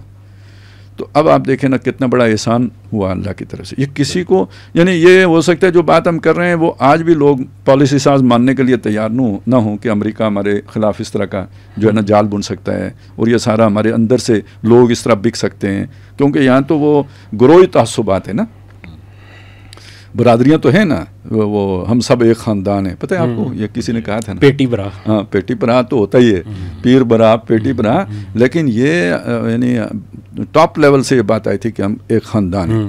جو 16-17 میں کسی نے ٹویٹ کیا تھا کہ جی ہم ایک خاندان ہیں. تو خاندان کی پگ ہوتی ہے, وہ میں نے آپ کو سنایا تھا نا, پہلے پگ پھر نک پھر اللہ تے رسول. تو یہاں اللہ رسول تو اس کے بھی نیچے ہے, پہلے پگ پھر نک پھر وطن تے اس کے بعد اللہ رسول, یہ ہے. تو اب اس میں تو وہ چونکہ اپنے جو سابقہ بڑے لوگ ہیں ان کے نام آئیں گے تو وہ نام اب بھی کوئی لینے کے لیے تیار نہیں ہوگا, لیکن حقیقت یہی ہے, سب ایک پیج پہ تھے. سلیم صافی صاحب کا آپ کو پتہ ہے انہوں نے یہ کہا تھا جی 70 لاکھ کا کوئی ذکر کیا تھا, انہوں نے کتنے 70 ارب ڈالر کا ذکر کیا تھا, کہ پتہ نہیں روپیوں کا ذکر کیا تھا کہ جی یہ سودا ہو گیا تھا ایٹم بم کا. اچھا جی. تو اب میں یہ کہوں گا کہ یہ جناب اقتدار سے نکالا بھی اسی لیے گیا تھا کہ آپ ہنگامہ کریں گے, ٹھیک ہے, ہم اندر سے فیسیلیٹیٹ کریں گے, اوپر سے جو بھی ہوگا. اور کرتے کرتے دیکھیں ادھر باہر نو میں ہی ہوتا, نو میں کوئی تھوڑی سی بات تھی. جی ہاں. ادھر سے کشمیر میں یہ سارے حالات بن گئے ہوتے, ادھر سے وہ جو ہے نا بلوچستان میں BLA ہوتا ہے, ساتھ جناب یہ جو ہے نا TTP ہوتی اور داعش ہوتی, اور اس طرف آ کے آپ کے اپنے اندر یہ والا انتشار ہوتا سارا. جی. اور اوپر سے آپ دیوالیہ ہوتے, ساتھ جناب انڈیا فضائی حدود کی خلاف ورزی تو نہ کرتا, لیکن یہ کہ وہ ادھر ہی سے میزائل مارتا جیسے اس نے مارے. اب آپ کو سمجھ آئی وہ کیوں کہتا تھا ہمیں ہی میزائل ہمیں پر حملہ کر دیا پاکستان نے. تو وہ تو جو اسکرپٹ لکھا ہوا تھا اس میں تو حملہ نہیں لکھا ہوا تھا نا. دوسرا ان کی اسیسمنٹ میں تک پاکستان بہت کمزور ہو جانا چاہیے. ظاہر ہے وہ ابھی تو وہی پرانا پڑھ رہے ہیں نا جو وہ لکھا ہوا تھا. اس میں اللہ تعالیٰ نے کہاں سے ہمیں بچایا ہے نا, یہ سوچنے کی بات ہے, یہ ساری بات یہ. تو اچھا اب مزے کی بات یہ ہے کہ جو وہ شر تھا نا اسی سے خیر برآمد ہو رہا ہے. وہ ہر جگہ پہ جہاں پہ وہ بارودی سرنگ لگائی گئی تھی نا وہاں پہ ارتعاش پیدا ہوتا ہے, لیکن بجائے نقصان کرنے کے کسی نہ کسی فائدے پہ منتج ہو جاتے ہیں. لہذا وہ جو لوگ اس سے امید لگا کے بیٹھے ہوتے ہیں نا کہ اب یہ ہو جائے گا, ان کی مایوسی میں مزید اضافہ ہو جاتا ہے. تو گالیاں پھر ہمیں کھانی پڑ جاتی ہیں, وہ سارے فرسٹریشن ہم پہ نکلتی ہے. لیکن ہے یہ مسئلہ. اچھا سر, یہ بھی تو ہے نا, یہ آپ کی بات میں ایڈ کروں ایک چیز کہ یہ جو ظاہر امریکی تھنک ٹینک تھے ان کے جو کلاسیفائڈ ڈاکیومنٹس جو کہ پھر ڈی کلاسیفائی تو نہیں ہوئے لیکن اوپن ہو گئے یا پکڑے گئے, تو اس میں تو ڈسمیمبرمنٹ آف پاکستان جس میں 4 حصے پاکستان کے کرنے تھے, یہ واضح پلانس تھے. بالکل تھے, اور امریکیوں کے پلانس تھے. پہلے 2018 کا تھا, پھر وہ 20 میں آیا, تو مطلب دا پلانز ور دیر کہ 18-20 تک. ابھی وہ کیا کہہ رہے ہیں, آج بھی کل پرسوں کا بیان تھا انڈین جو ہے نا وہ آرمی چیف, جی, کہ پاکستان کا وجود صفحہ ہستی سے مٹا دیں گے. یہ وہی پرانے ڈائلاگ بول رہے ہیں جو اس کو اس وقت دیے گئے تھے, وہ ابھی بول رہے ہیں. اسے یہ نہیں پتا کہ ہونا کیا ہے. اچھا ویسے خالد صاحب اس کو تھوڑا سا اور دے, چونکہ یہ ڈائلاگ والی چیز بڑی امپورٹنٹ ہے کہ بار بار یہ آ رہے ہیں. اس میں 2 پہلو جو ہے نا اس وقت سامنے آ رہے ہیں. ایک تو یہ جو بات آپ کہہ رہے ہیں کہ ایک پرانا اسکرپٹ تھا جس میں 2025 سے پہلے پاکستان کو ختم ہونا تھا اور اس کے لیے ساری چیزیں بنا دی گئی تھیں, تو پھر جو ہے نا وہی اسکرپٹ چل رہا ہے. ایک دوسری چیز بھی ہے جو وقتی طور پہ ہو رہی ہے کہ انڈیا کے اندر BJP کی پوزیشن جو ہے نا آپریشن سندور کے بعد وہ بہت کمزور ہو گئی ہے. اور مودی صاحب کے پاس کوئی جو ہے نا اب راستہ کوئی نہیں ہے. آپ اندازہ یہ کریں کہ 3 مہینے 4 مہینے بعد ان کے ایئر چیف عجیب و غریب قسم کی جو ہے نا وہ پھل جڑیاں چھوڑتے ہیں. کبھی وہ کہتے ہیں کہ 5 F-16 جو ہے نا وہ پاکستان کے مار گرائے تھے, کبھی کہتے ہیں کہ واکس ہم نے مار دیے تھے, کبھی 13 کر دیے, 16 بھی کیے انہوں نے. ابھی ریسنٹلی جو انہوں نے کہا ہے 3 دن پہلے, تو انہوں نے کہا ہے کہ 5 F-16 تو یہ تو کنفرم ہے نا کہ وہ تو کھڑے تھے ہینگرز کے اندر ہی انہیں مار دیا. تو یہ سارا کچھ جو ہے نا ایک انالیسز اس کے اوپر یہ بھی ہے کہ یہ سب کچھ چونکہ اب الیکشن آ رہے ہیں, دوسری بڑی اسٹیٹ ہے انڈیا کی بہار. بہار کا الیکشن ہے وہ اکتوبر کے ہی اینڈ میں یا نومبر میں، تو وہاں کی صورتحال یہ ہے کہ آج کی ڈیٹ تک وہاں الیکشن کی ڈیٹ اناؤنس نہیں کی انہوں نے. وہ پھر چونکہ الیکشن کی ڈیٹ اناؤنس ہو جائے تو اس کے بعد تقرریاں اور تبادلے رک جاتے ہیں، تو وہ بڑے پیمانے پہ جو ہے نا اکھاڑ پچھاڑ کر رہے ہیں افسران کی کہ کس کو کس میں لگایا جائے گا، کس کو کہاں سے ہٹایا جائے گا، کون فیور میں ہے کون فیور میں نہیں ہے. پھر بڑے پیمانے پہ اس سے پہلے جو ہے نا کانگریس نے وہ بھی کیا ہے کہ کس طریقے سے فیک ووٹ وہاں پہ درج کیے گئے ہیں. تو یہ ساری چیزیں ان کے جیتنے کا تھا. اب وہ جیسے جیسے کہ اچھا ایک ڈیٹ اناؤنس کرنے کے اندر ایک اور جو ہے نا پوائنٹ یہ بھی وہاں پہ ریز کیا جا رہا ہے کہ اپوزیشن کو ٹائم نہ ملے. ڈیٹ تو ہم نے اناؤنس کرنی ہے تو وہ اچانک سے جو ہے نا کر کے فوری طور پہ کر دیں. تو اس سے پہلے کہ الیکشن کی تیاریوں کے لیے جو ہے نا یہ سارے ماحول بنایا جا رہا ہے کہ وہی پرانی چیز کہ یا اینٹی مسلم ہوگا یا اینٹی پاکستان ہوگا تو آپ اس سے کر لیں گے. عملاً ایک یہ بھی ہے کہ ہندوستان اب یہ مان چکا ہے کہ بھائی بس ہو گئی ہے، ہمارے بس کا بات نہیں ہے کہ اگر مطلب دیکھیں 23 اسکواڈن جو ہے نا وہ پاکستان آپریٹ کر رہا ہے جو ایئر فورس کے، اور انڈیا اس وقت عملاً جو ہے وہ 26 اسکواڈن کے اوپر ہے. ویسے تو 29 اسکواڈن ہیں چونکہ 2 تو ان کے ہو گئے ہیں جو ریٹائرڈ مگ 21 کے، لیکن اس کے علاوہ جو جیگوار ہیں ان کے پاس جو ہیں وہ بھی سارے ایبسلیٹ ہیں، جو جنگ کی جو ہے نا وہ وار وردی ہیں ہی نہیں. ان کا اپنا بھی جو تیجس کا ایک انہوں نے اسکواڈن بنایا اس کی بھی یہی حالات ہیں کہ اس کو بھی کبھی وہ لے کے ہی نہیں آئے، اس کی فلائنگ کے بہت سارے ایشوز ہیں. تو عملاً وہ کہتے ہیں 26 اور 22 کا ہے، جبکہ انڈیا کا جو ہے اتنے میس لیول کا رقبہ اس کے حساب سے تو ان کی سینکشن اسٹرینتھ جو ہے وہ 42 ہے. تو 42 سے اگر آپ 26 پہ بیٹھے ہوئے ہیں تو آپ کیا کریں گے؟ اور آپ کو پھر وہ 2 فرنٹ والا تھریٹ بھی ہے، تو پریکٹیکلی تو وہ جنگ لڑنے کی پوزیشن میں نہیں ہے. تو اس صورتحال میں بھی یہی ہے کہ بس یہ تو صرف مودی صاحب بھی آخری درب ہوئے، یعنی یہ اب وہ تو انہیں پتہ ہے کہ بھائی ان کی اسٹرینتھ کیا ہے اور آگے کیا معاملہ ہے، لیکن کچھ چیزیں ہوتی ہیں جو چار و ناچار کرنی پڑتی ہیں، اور دوسرے کی طرف سے اگریشن بھی ہوتی ہے، حالات کا تقاضا بھی ہوتا ہے، کچھ دوستوں کا اصرار بھی ہوتے ہیں. مسئلہ جو کھچڑی پک رہی ہے نا مشرق وسطیٰ میں، اس کا ایک لازمی تقاضا ہے، اور وہ لازمی تقاضا یہ ہے کہ انڈیا میں انگیج کرے. اب آپ نے جو کہ جا کے سعودی عرب کے ساتھ بھی معاہدہ کر لیا ہے تو اس کا بھی کوئی تقاضا ہے. تو ہمیں یہ ساری جو بھی یعنی اس طرف سے دھمکیاں، تو دھمکیاں ہی نہیں، مطلب یہ کسی بھی وقت یہ ہو بھی سکتا ہے. دیکھیں مسئلہ ہے نا اسٹرینتھ کا مسئلہ ہے، فرض وہ تو کوئی اس کو میٹ کیا جا سکتا ہے. کوئی ایکسٹرا آرڈنری اگر فرض کریں اسرائیل کی طرف سے مدد ملتی ہے یا کوئی بھی اس طرح کا جو پتہ نہیں کون ٹیکنالوجی کہاں پہنچ چکی ہے، اسرائیل کہاں پہنچ چکا ہوا ہے ہمیں تو نہیں پتہ، تو کوئی بالکل ہی نئی قسم کی چیز جو ان کے اعتماد میں اضافہ کر دے، تو یہ کسی بھی وقت اس کا امکان رہے گا. لیکن ہم نے انڈیا کو سرپرائز دیا یا نہیں دیا؟ بالکل سرپرائز وہ نہیں ہے، ان کو نہیں پتا تھا ہمارے پاس کیا، ٹھیک ہے ایسے ہی ہے. تو یہ ہمارے ساتھ بھی ہو سکتا ہے نا، جنگوں میں تو یہ پھر ہو ہی جاتا ہے. وہ آتے رہے جہاز جاتے رہے، مطلب آخری فتح ہماری ہے، اس میں کوئی شک نہیں ہے. لیکن ہم یہ نہیں کہہ سکتے کہ اب انڈیا کوئی اٹیمپٹ نہیں کرے گا. وہ کوئی بھی دھوکہ کھا کے بھی کر سکتا ہے اور کسی تیاری کے ساتھ بھی کر سکتا ہے. ایک تو ان کا انٹرنل دیکھیں، انڈیا کا ایک بڑا پرابلم یہ ہے، میں اس میں تھوڑا سا اور یہ جس جگہ پہ وہ لے گئے نا اصل میں مسئلہ اور ہے، یعنی پاکستان سے ہٹ کر بھی دیکھیں جی یہ مسئلہ یہ ہے کہ جو انہوں نے ہندوتوا کو جس ایکسٹریم تک پہنچا دیا ہے، اب وہاں لے جا کر ہانڈی کو اتنا ابال دینے کے بعد وہ سیفٹی پن ہٹائے بغیر وہ جو ہے نا وہ آپ اگر اسے نیچے اتار نہیں سکتے، اور وہ لاکڈ ہے. ایک ہی طریقہ ہے اس کا کہ وہ جو انہوں یعنی جذبات کیا بنائے کہ پاکستان تو شے ہی کوئی نہیں، یہ تو ہماری ایک پھونک کا نتیجہ ہے.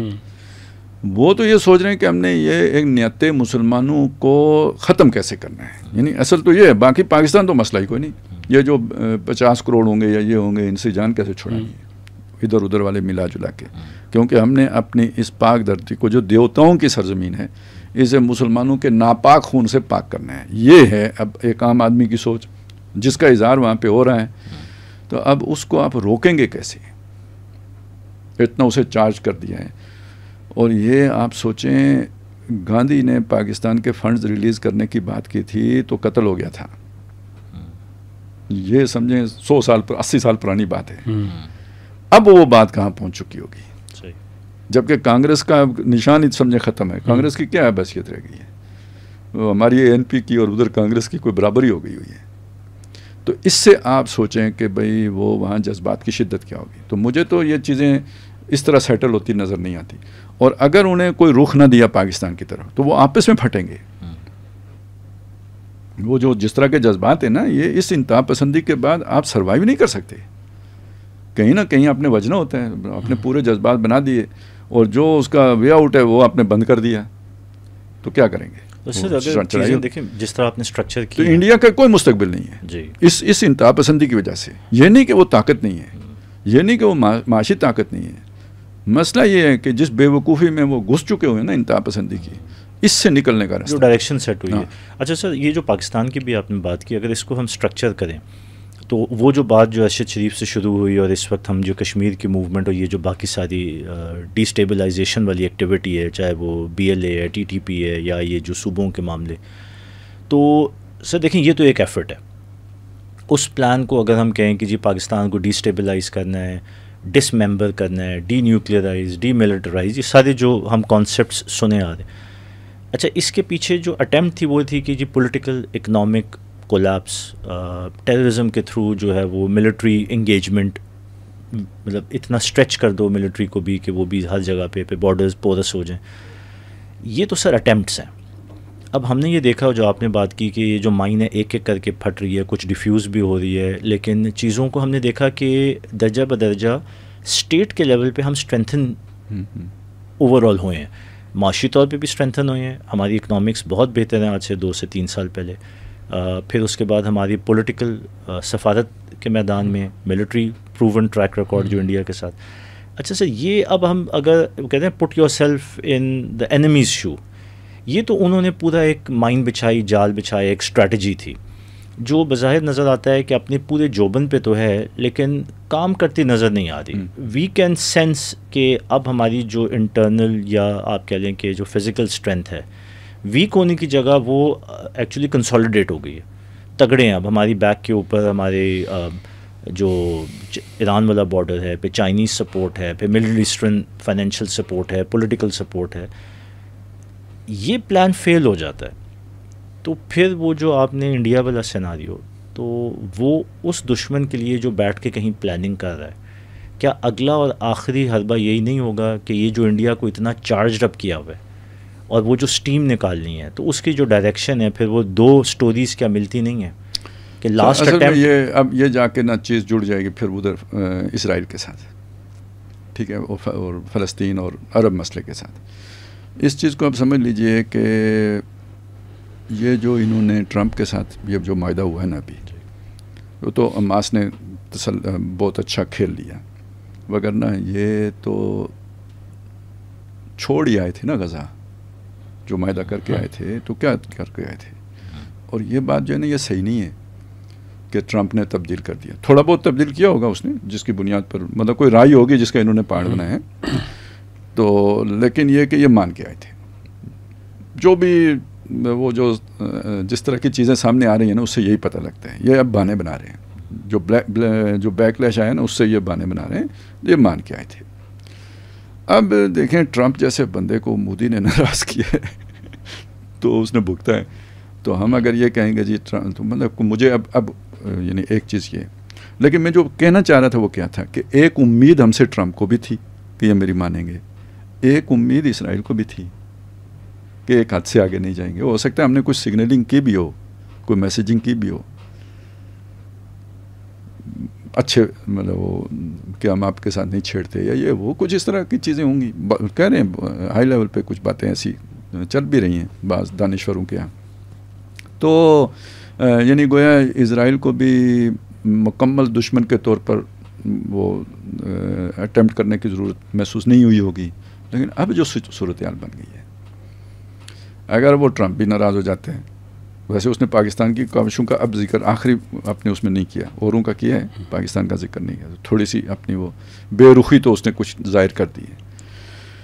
اور پھر اسرائیل بھی ایک تھریٹ کے طور پر آپ کو لے لیتے ہیں, پھر اس سے زیادہ خوفناک اٹیمپٹس ہوں گی. اس کا یہ تو اللہ کا شکر ادا کریں اس کا سفارت خانہ یہاں نہیں ہے. یہ جو تسلیم کرنے کی بات ہے نا یہ فائدہ ہو جائے گا, فائدہ نہیں ہو نقصان ہوگا. وہ اس مطلب آپ نے انڈیا کو تسلیم کیا ہوا ہے, اس کا یہ یہاں سفارت خانہ دوستانہ ماحول میں کام کر رہے ہیں, تو یہاں اسرائیل کا سفارت خانہ کھل جائے گا, وہ دوستی پھیلائے گا یہاں پہ, وہ اپنا نیٹ ورکنگ کرے گا جیسے وہ کر رہا ہے, جیسے اس نے ایران کے ساتھ کیا سفارت خانہ نہ ہونے کے باوجود کیا, اور جیسے دبئی کے ساتھ کر رہا ہے, جیسے اوروں کے ساتھ کر رہا ہے, ویسے آپ کے ساتھ بھی کرے گا. جہاں جہاں اس کا سفارت خانہ ہے وہاں اس کا اپنا ایک ہڈن نیٹ ورک بنتا ہے.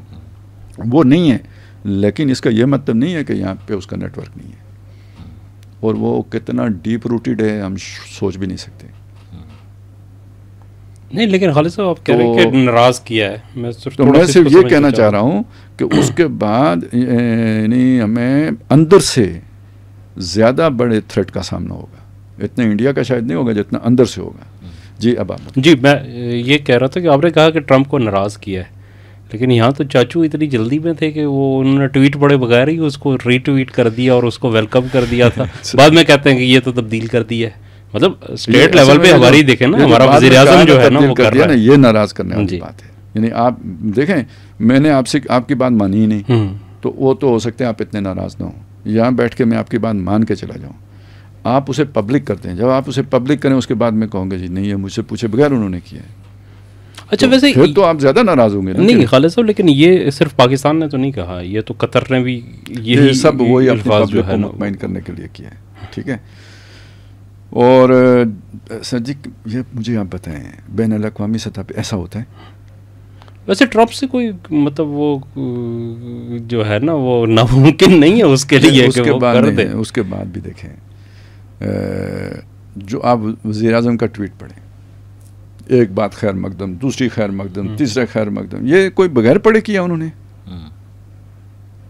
مجھے نہیں سر, بہرحال میں ماننے کے لیے تیار نہیں ہوں کہ ٹرمپ نے ان کے ساتھ دونوں نے دھوکہ کیا ایک دوسرے کو. اچھا ویسے وہ میں یہ جب یہ مجھے یہ فیلنگ آئی نا دونوں نے دھوکہ کیا, تو میں نے کچھ حدیثیں بھی نکالی کیونکہ وہ میرے ذہن میں تھا, میں نے پڑھی ہوئی تھی. ویسے میں یہ جو آخری دور کے متعلق حدیثیں نا یہ کوئی تقریباً 25-30 سال سے میرے اس میں ہیں, بات چیت میں بھی ہوتی ہیں, اس پہ غور و فکر بھی ہوتے ہیں, قرآن مجید کی بعض اس پہ بھی ہوتے ہیں. تو وہ مجھے میرے ذہن میں نا وہ کلک کیا کہ کچھ ایسی حدیثیں ہیں جس میں کسی معاہدے کا ایسا ذکر ہے, بالکل صاف حدیثیں ہیں سر کہ تم اور رومی ایک معاہدہ کرو گے. اچھا تو اس معاہدے کے میں دونوں غداری کرو گے, وہ بھی غداری کریں گے تم بھی غداری کرو گے. اچھا یہ ہیں مشکل حدیثیں, کیونکہ ایک اور حدیث بھی ہے جس میں پشت کے خلاف کسی طاقت کے مقابلے میں رومیوں کے ساتھ اطاعت کرنے کا ذکر ہے. تو یہ ساری ایک ہی اس عنوان کے تحت گڑبڑ ہو جاتی ہیں کہ کوئی پشت کی طاقت بھی ہوگی. میرا یہ خیال ہے یہ دو علیحدہ علیحدہ معاملات ہیں. ایک وہ پشت کی طاقت والا معاملہ ہے, وہ کوئی علیحدہ چیز ہے. ایک یہ والا معاملہ ہے جس میں طاقت کا ذکر نہیں ہے, معاہدہ کا ذکر ہے. تو بلکہ وہ میں آپ کو اس کا متن بھی سنا سکتا ہوں اگر ٹائم ہو تو میں سنا دوں. تو اس میں بالکل واضح طور پر یہ ہے کہ تم دونوں ایک دوسرے کے ساتھ جو ہے نا وہ کرو گے دھوکہ. وہ رومی تم سے دھوکہ کریں گے اور تم رومیوں سے دھوکہ کرو گے.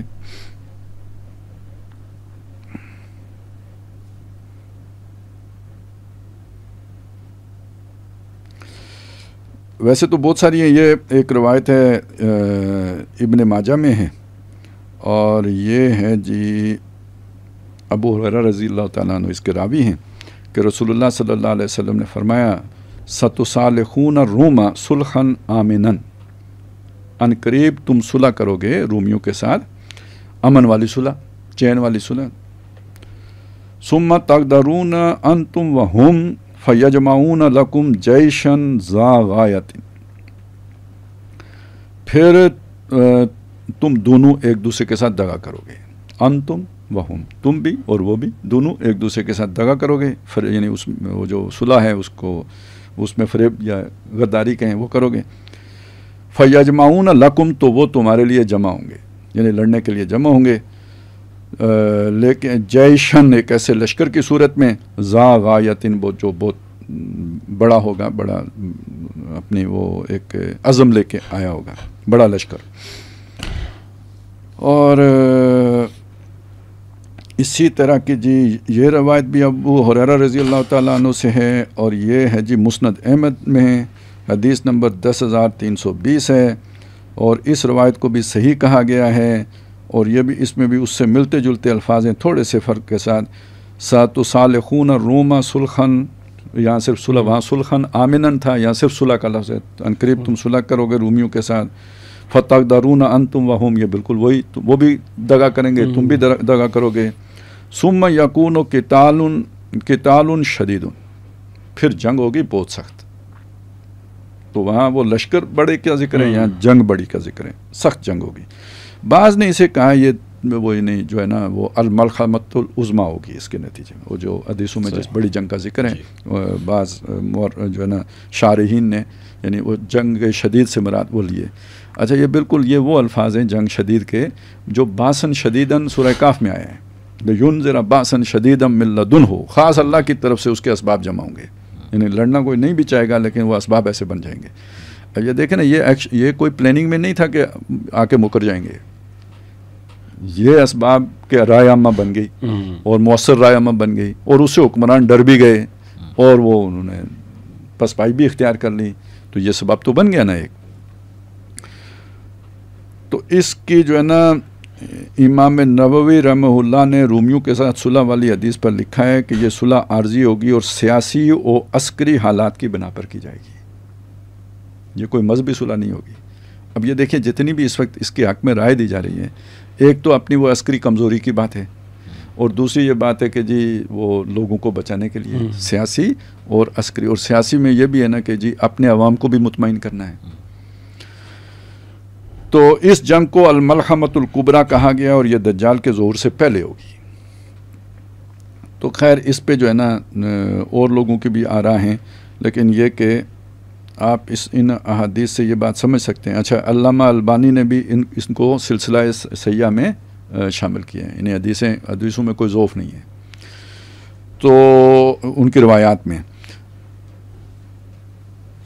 اب یہ اس کے قریب بات یعنی بہت اہم معاہدہ ہے، یہ کوئی چھوٹا واقعہ نہیں ہے، تاریخ انسانی کے اعتبار سے ایک بڑا مسئلہ ہے، اور وہ مشرق وسطیٰ میں مسئلہ ہے، اور وہ پورے دنیا کا امن اس پہ داؤ پہ لگا ہوا ہے. اور ابھی آپ کو معلوم ہے کہ یہ ایک چھوٹا سا مسئلہ نہیں، یہ تو اصل میں دو سپر پاورز کے درمیان، یعنی ایک مستقبل کی ایمرجنگ سپر پاور اور ایک جو ہے نا ایگزسٹنگ، ان کے درمیان ایک ٹکراؤ کی بات بھی ہے اس میں. اگر ہم جا کے سعودی عرب میں بیٹھے ہیں، اگر آپ سیاسی و عسکری اعتبار سے جائزہ لیں تو ہم چائنا کی طرف سے جا کے بیٹھے ہیں نا، اور اسی کے بھرتے پہ بیٹھے ہیں، نہیں تو ہماری کیا جان ہے وہاں جانے کی. تو اسی طرح جو ہے نا اگر اسرائیل ہے تو اس کے پیچھے کون ہے. تو اب یہ جو معاہدہ تھا یہ گویا ایک امن صلحً آمناً والی کیفیت کے لیے تھا، لیکن نکلے گا کیا اس سے؟ وہ قتال شدید، جنگ نکلے گی بہت سخت. تو وہ اس صلح کے نتیجے میں پیدا ہوگی نا، اس کے ریئیکشن میں پیدا ہوگی. تو کیوں کہ دونوں نے ایک دوسرے کو دھوکہ دیا ہوگا. تو کوئی نہ کوئی تبدیلی اگر یہ اس پر منطبق کرتے ہیں آپ اس واقعے کے اوپر، تو کوئی نہ کوئی تبدیلی ٹرمپ نے بھی کی ہوگی، دھوکہ دیا ہے، اور تبدیلی انہوں نے بھی کی ہے، جھوٹ انہوں نے بھی بولا ہے، انہوں نے اس کو دھوکہ دیا اور اس نے ان کو دھوکہ دیا. تو یہ میں اس وجہ سے بھی تھوڑا سا مجھے انہیں حالات و واقعات بھی گواہی دیتے ہیں کہ جس طرح چیزیں ہوئی ہیں، لگتا یہ ہے کہ یہ مان کے آئے تھے، اور جس طرح اس نے شاباش دی اور وہ خوش تھا ان سے، تو لگتا ہے اس کی بات پوری انہوں نے مان لی تھی، اور بعد میں جو ہے نا یہ والا کام کر دیا اس کے ساتھ. خالد صاحب اس کانٹیکس میں اگر آپ سے ایک چیز پوچھوں، دیکھیں دو سیناریوز بلڈ ہوتے ہیں. ایک طرف تو ہم یہ بات کر رہے ہیں کہ جی اشارے کنارے سے اسرائیل کو ایکسیپٹ کرنا، یا وہاں پہ کوئی نہ کوئی تھوڑا کہتے ہیں نا کہ فرینڈلی جیسچرز دکھانا. دوسری طرف سر یہ جو سعودیہ کے ساتھ ہمارا ڈیفنس پیکٹ ہوا ہے، اور ظاہر ہے اس کا اگلا سٹیپ یہ ہے کہ وہاں پہ ٹروپس ڈپلائمنٹ، اڈے بننا، یہ کوئی چھوٹی موو تو نہیں، بہت بڑی موو ہے، بہت بڑی موو ہے. اس ریجن کے اندر بڑے دور اثرات ہیں، اور وہ جو تھریٹ اسرائیل پہلے سے پرسیو کر رہا ہے پاکستان کو لے کے، یہ تو اس کی پریکٹیکل مینیفیسٹیشن ہے. یہ پہلی دفعہ ہوا ہے کہ پاکستان نے مشرق وسطیٰ میں پریکٹیکلی اپنے مسلس کو ایکسٹینڈ کیا ہے. تو ظاہر ہے اس کے پیچھے کچھ نہ کچھ پلاننگ چل رہی ہوگی. تو سر یہ جو دو چیزیں ہیں، ایک طرف وہ فرینڈلی جیسچر بھی ہے، دوسری طرف یہ ایک آن دا گراؤنڈ ایک ریئل موو بھی چلی گئی ہے، اور ظاہر ہے ویل تھاٹ ویل پلانڈ ہے. تو آپ مطلب یہ جو ہماری اس وقت جو رجیم ہے، آپ اس رجیم کو پھر کس طرح پلیس کریں گے؟ یہ میں اس لیے کہہ رہا ہوں کیونکہ بہت سارے اشکال اور بہت ساری کہ جی یہ تو بک گئے، یہ دیکھو وہی ایجنڈا تھا، یہ تو سارا معاملہ چل رہا ہے اسرائیل کو ایکسیپٹ کرنے کے لیے، لیکن جہاں پہ اگر وہ آپ خدشات، تو پھر یہ کیا ہے؟ ٹھیک، تو دو کنٹراسٹ ہیں. ٹھیک ہے. اور ظاہر ہے اس کا ایک فالو اچھا، اس میں ایک چیز میں بتاؤں، وہ جو پہلے والی ہم بات کر رہے تھے نا، وہ جو پاکستان کو ختم کرنے والی، تو اس میں ہم رجیم، اس کے پچھلی رجیم کی بات کر رہے تھے. اس رجیم اور اس رجیم میں جب ہم فرق کرتے ہیں تو بہت سے لوگ سمجھتے ہیں کہ ہم اس کو آئیڈیالائز کر رہے ہیں. یہ بات غلط ہے. ہم صرف اس درجے میں دیکھ رہے ہیں کہ وہ اگر غدار تھے تو یہ کم از کم نیشنلسٹ ضرور ہیں. صحیح. اچھا، اس میں ایک قدم اور آگے بڑھانے، نیشنلزم کا ایک، دیکھیں پاکستانی نیشنلزم بھی اسلامی ہی ہے. صحیح. کیونکہ اس کی بنیاد لا الہ الا اللہ ہے. اصولی اسلامی ریاست نہیں ہے، لیکن اس کی بنیاد میں لا الہ الا اللہ، یعنی یہاں کا نیشنلزم رنگ کی بنیاد پر نہیں ہے، خون کی بنیاد پر نہیں ہے، ٹھیک ہے، یہ زبان کی بنیاد پر نہیں ہے. یہ نیشنلزم بھی لا الہ الا اللہ کی بنیاد پر ہے. تو جب آپ نے یہاں پہ تسلیم کر لیا کہ دو قومی نظریہ ہماری بنیاد اور اساس ہے، تو وہ لازماً ایکسٹینڈ ہوتا ہے کہ بھائی اس کلمے کے ساتھ سعودیہ بھی جڑا ہوا ہے، اس کلمے کے ساتھ عرب بھی جڑے ہوئے ہیں.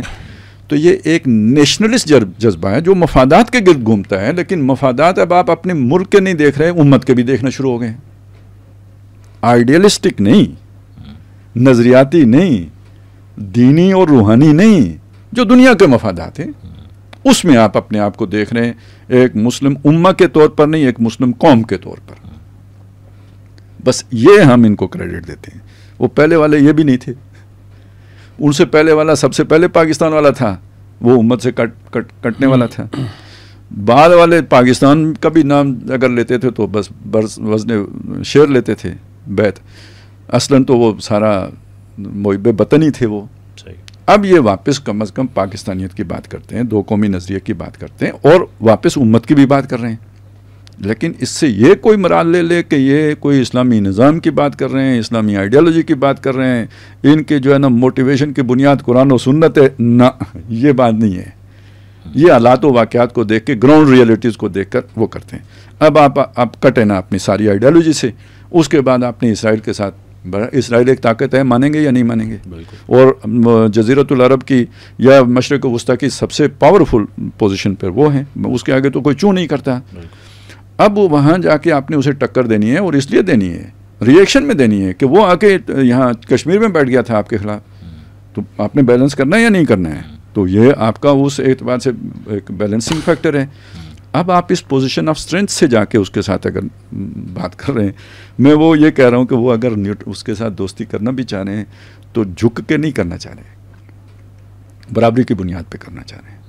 اور وہ اپنا تھریٹ وہاں پہ باقی رکھنا چاہ رہے ہیں کہ دوستی رکھو گے تو ہم بھی فائدے میں، تم بھی فائدے میں رہو گے، اور اگر اسے دشمنی میں بدلو گے تو ہم یہاں بیٹھے ہوئے بھی ہیں، یعنی صرف ہمیں ہی نہیں خطرہ ہوگا، ہم آپ کے لیے بھی خطرہ ہیں. تو یہ ایک پوزیشن بن رہی ہے.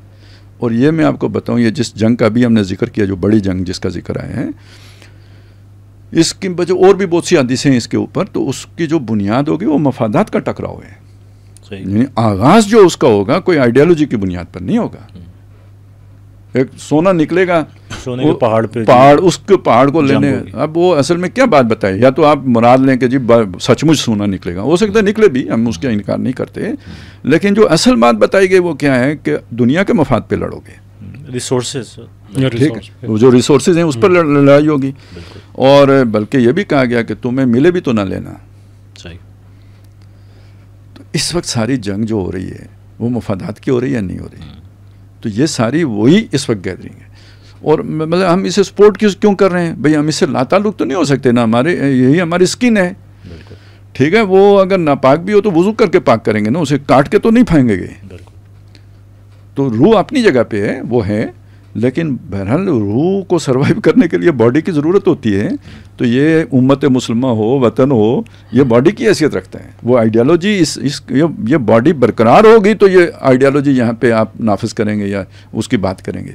باڈی نہ رہی تو روح کہاں رہے گی؟ اور سر اس پہ جب احادیث میں بھی اتنی ڈیٹیل، جیسے آپ نے بھی بتایا، اتنی وضاحت ہے، تو یہ بھی امید کرنی چاہیے کہ جو ہمارے فیصلہ ساز ہیں ان کو کچھ ادھر سے بھی ڈائریکشن ملے گی یا ملی ہوگی یا کوئی ڈائریکشن لی ہو، میں یہ امید اللہ کرنی تعالیٰ چاہیے. کے لیے کوئی مسئلہ نہیں ہوتا، وہ دل کو ادھر پھیر دے ادھر پھیر دے، کسی فیصلے کی طرف موڑ دے، حالات ایسے پیدا کر دے کہ وہی فیصلہ آپ کو کرنا پڑے جو اللہ تعالیٰ چاہ رہا ہے. ٹھیک ہے، وہ کہیں سے آپ کو مطلب خواب بھی آ سکتا ہے، کچھ بھی ہو سکتا ہے، مجھے نہیں، بہت ساری چیزیں ہو سکتی ہیں. اچھا میں اس میں ایک اور فرق کرتا ہوں. یہ جب ہم بہت زیادہ آئیڈیالوجیکل اپروچ اختیار کرتے ہیں نا تو یہ مسلم قومیت کی ہم بالکل نفی کر دیتے ہیں، یہ بھی غلط ہے. یعنی بہرحال یہ جو مسلم برادرہڈ ہے، ٹھیک ہے، اس کی بھی اہمیت ہے. مسلمان کی عزت کی حفاظت کرنا، اس کو دشمن سے بچانا، اس کے لیے جو ہے نا سینہ سپر ہونا، وہ جیسا تیسا بھی ہے، فاسق فاجر ہی کیوں نہ ہو. بہرحال یہ بھی دین کا کام ہے، یہ بھی یعنی اس کی بھی ڈیمانڈ ہے، اس کی بھی حیثیت ہے، اور اس کی بہت سی مثالیں ہیں. آپ دیکھیں نا، جس بنی اسرائیل کو مسلمان قوم تھی نا، موسیٰ علیہ السلام اسے نکال کے لائے تو وہ نیک لوگ تھے، ان کے اندر وہ قارون ان میں شامل تھا، ٹھیک ہے، جس کو بعد میں اللہ تعالیٰ نے دسایا زمین کے اندر. ان میں وہ بھی تھے جنہوں نے آتے ہی جو ہی وہ ملا وہاں سے نجات ملی اور کہا جی یہ بت ہمارے لیے بھی بناؤ. سامری بھی اسی قوم کا حصہ تھا. موسیٰ علیہ السلام ادھر گئے، اللہ سے وہ جو وعدہ تھا تو طور پر، پیچھے سامری کے پیچھے چل پڑے سارے. ہارون علیہ السلام سمجھاتے رہ گئے، انہوں نے کہا نہیں، جب تک موسیٰ نہیں واپس آتا ہم تمہاری بات نہیں مانیں گے. تو معلوم ہوا کوئی ان کی اس طرح کی کوئی آئیڈیالوجیکل پارٹی تو نہیں تھی، صالحین کی جماعت تو نہیں تھی، اس کے اندر مکس تھا سارا. پہلا مکہ جو مار کے قبطی مار دیا تھا جہاں سے سارا کھڑا ہوا مسئلہ، تو وہ ایک قومی غیرت کے اندر ہی موسیٰ علیہ السلام نے مارا تھا نا. دو آدمی لڑ رہے تھے، وہ اس کو ایک مکہ مارا، وہ مر گیا، وہ قبطی تھا، فرعون کی قوم کا آدمی تھا، یہ ان کی قوم کا آدمی تھا. تو اس لیے کوئی قومی جد و جہد بھی ایک حد تک اس کی بھی گنجائش نکلتی ہے. ہاں اس کا کام بہت اعلیٰ ہے، عرفہ ہے، اونچا ہے، بلند ہے، جو آئیڈیالوجیکل لیول پہ جد و جہد کر رہے ہیں، لیکن اسے اس قومی جد و جہد کا انکار نہیں کرنا چاہیے. ہمارے ہاں یہ جو سارا مسئلہ بنا ہے نا، یہ وہی جیسے ہم نے وہ کہا نا 12 سیٹیں ختم کر دو، تو یہ آسان لگتا ہے کہ بھئی یہ کام ہی ختم کر دو. تو یہ جتنے بھی اس وقت جو ٹیررسٹ ایکٹیویٹیز ہوتی ہیں، جو تکفیر کے سارے فتوے ہوتے ہیں، اس کے پیچھے یہ سوچ ہوتی ہے کہ چونکہ یہ ریاست وہ نظام لے کے چل رہی ہے، اس لیے یہ بھی سارے کافر ہیں. جو اس ریاست کو سرو کر رہا ہے وہ بھی کافر ہیں، ان کو بھی مارنا، نچلے پولیس والے کو بھی مارنا، یہ سب جو ہے نا وہ جہاد ہے. یعنی کہ اس میں سر حکمت، بڑا وزڈم ظاہر ہے، وہ وزڈم جو آپ کو دین سکھا رہا ہے، مطلب یہ ساری چیزوں کا ایک کلمینیشن ہے. میں سر کوئکلی ایک بات پوچھنا چاہتا ہوں. ابھی جو آپ نے تقابل کیا ہے، تو بظاہر یہ جو فلسطین میں ہو رہا ہے اور یہ جو کشمیر میں ہو رہا ہے، تو بہت سارے اس میں سملیرٹیز اور پیرللز نہیں ڈرا ہوتے، اور احادیث میں بھی یہ ہے کہ وہ جو بڑی اصل میں ایک بات آپ کو بتاؤں نا، جو ہم نے فلسطین کا حل نکالا نا، کل وہ ہمیں کشمیر کے لیے بھی قبول کرنا پڑے گا. ایسے اللہ نے جوڑ دیا ہے نا کہ آج جو آپ فلسطین کے لیے طے کریں گے وہ کل کشمیر کے لیے طے کرنا پڑے گا، ماننا پڑے گا. یہ بڑی امپورٹنٹ بات ہے سر، یہ سوچنا چاہیے ان سب کو، ٹھیک ہے نا. اس لیے وہ فلسطین کو پرایا مسئلہ سمجھ کے نا وہ مثال بنے گا، اور وہی یہاں پہ پھر اپلائی ہوگا. اچھا، اگر فلیش پوائنٹ ہے تو یہ اس سے بڑا فلیش پوائنٹ ہے یا نہیں؟ بالکل. اور اس کو اگر ٹرمپ حل کرنا چاہتے ہیں تو اس کو نہیں حل کرنا چاہتا ہوگا. کیا پتہ اندر کھاتے وہ ہو چکا ہو آخر ایویں ہی سڑی یعنی تعریفاں. اچھا خالد صاحب، اس کو تھوڑا سا ہم میرے خیال میں کہ فلسطین خوشی سے مرنا چاہتے ہیں اگر اعتبار ہوتا. میں یہ کہہ رہا ہوں کہ اگر جو یہ ہوا ہے ابھی حالیہ ڈیولپمنٹ، اس کو ذرا ہم مطلب جو زمینی حالات ہیں اس کو ذرا ڈسکس کر لیں، چونکہ یہ ظاہر لوگوں کی بھی دلچسپی اس کے اندر ہوگی. کہ ایک تو ٹرمپ کا پلان آیا، اس نے یہ کہا کہ جی اسرائیل جنگ بند کرے گا، اور اس کے جو ہے نا 72 گھنٹے کے اندر تمام قیدی ریلیز کر دیے جائیں گے. اس کے بعد جو ہے حماس کو ختم کر دیا جائے گا، تحلیل کر دیا جائے گا، اس کا سارا انفراسٹرکچر ختم ہوگا. ٹونی بلیئر کی قیادت میں ایک عبوری حکومت بنے گی جو وہاں پہ ڈی ریڈیکلائزیشن کرے گی، اور اس کے بعد جو ہے وہ تعمیر نو شروع ہوگی، فلسطینی اتھارٹی وہ کرے گی. اس قسم کا منصوبہ جس کو پھر وہ چاچو نے ویلکم بھی کیا، اور باقی جو ہے نا وہ دنیا کے مختلف ممالک نے، جس میں دھوکہ بھی ہوا. لیکن ایک اس وقت بھی یہ بات کی جا رہی تھی کہ گیند انہوں نے پھینکی ہے حماس کے کورٹ میں اور حماس کو مجبور کر دیا کہ اگر وہ اس پلان کا انکار کرتے ہیں تو اس کا مطلب یہ ہوگا کہ حماس واقعتاً جو ہے امن نہیں چاہتی ہے، کہ امن کی ایک صورت بنی ہے تو وہ انکار پوری دنیا میں اس سے ہمدردی پیدا ہوئی ہے نا، جی جی بالکل، وہ ساری سچویشن بدل جاتی ہے، وہ ساری سچویشن یہ چیز ہے نا۔ اور مجھے سب سے بڑا نقصان یعنی یہ سارے مان کے آ گئے ہیں، اب وہ اگر وہ کہیں انہیں کو انکار کرنا پڑے گا، وہ تو سرنڈر ہے نا، ٹوٹل سرنڈر ہے، پھر لڑے کیوں تھے، اتنے لوگ کیوں مروائے ہیں، اگر اسی انجام سے دو چار ہونا تھا تو یہ تو ٹوٹل شکست تھی، ٹھیک ہے۔ نہیں مانتے تو جو دنیا میں آپ کو ہمدردی ملی ہے آئسولیشن وہ ساری ختم ہو جاتی ہے، بالکل۔ تو یہ دونوں طرف حماس کا نقصان تھا۔ تو مجھے اصل میں اس سے جو فرسٹریشن جو مجھے ہو ری تھی نا وہ یہ ہو رہی تھی، لیکن دیکھیں جیسے گھیرا گیا تھا ان کو کہ ایک ایسی جگہ پہ لا کے کہ جہاں بظاہر ایسا لگ رہا تھا کہ نہ وہ اس طرف جا سکتے ہیں نہ وہ اس طرف جا سکتے۔ جو بہت خوشی کی بات ہے ہمارے، ہم دیکھیں سر ہمارے یہاں جذبے کی کمی کبھی بھی نہیں رہی ہے، بالکل۔ پچھلی 2 صدیاں دیکھیں، جانیں ہم نے ہی دی ہیں، دنیا بھر میں دی ہیں، ہر طرف دی ہیں، کیا فلسطین، کیا افغانستان، کیا کشمیر، کیا افریقہ، کون سا خطہ ہے جہاں مسلمان کا نے جان دینے سے دریک کیا ہو، ہر طرف بوسنیا۔ اچھا لیکن یہ کہ ہم نے دماغ کم ہی استعمال کیا ہے بہت تھوڑا استعمال کیا ہے، اور وہ 0 میٹر ہی رہا ہے، 0 میٹر ہی بچ کیا جی۔ وہ جنون ہمیں بہت پسند آتا ہے نا، عشق اور جنون، اور شب تار میں بھی جنون میرا کئی منزلوں سے گزر گیا، وہ والی سچویشن رہی ہے۔ تو اور بے خطر کود پڑا آتش نمرود میں عشق، عقل ہے میوے تماشائے لبے بام میں بھی، اسے ہم نے لبے بام ہی رکھا ہے، کبھی انوالو کرنے کی ضرورت ہے، اسی وجہ سے یہ سارا کچھ ہوتا رہا۔ یہ پہلی دفعہ نا، ایک یہ ایرانی اچھا کھیلتے ہیں ڈپلومیسی میں، انہوں نے وہ کیا ہے، قطری بھی ٹھیک رہے ہیں، انہوں نے بھی ویسے آپ دیکھیں نا وہ بھی کمال ڈپلومیسی کرتے رہے، لیکن ذلت آمیز، کوئی آبرومندانہ ڈپلومیسی نہیں ہے، وہ ذلت پر مبنی۔ پاکستان کو بھی کریڈٹ دینا پڑے گا کہ بہرحال اس کے ساتھ بھی وہ انہوں نے یہ نہیں دیکھا کہاں عزت ہے کہاں ذلت ہے، وہ کیا ہے۔ پچھلی صدی میں اور تھا، وہاں ہم انڈیا کے ساتھ برابری رکھ کر ڈپلومیسی کرتے تھے، یہ مشرف کے بعد ہم نے بالکل ذلیل بن کے ڈپلومیسی کی، لیکن کی ہے بہرحال اس میں۔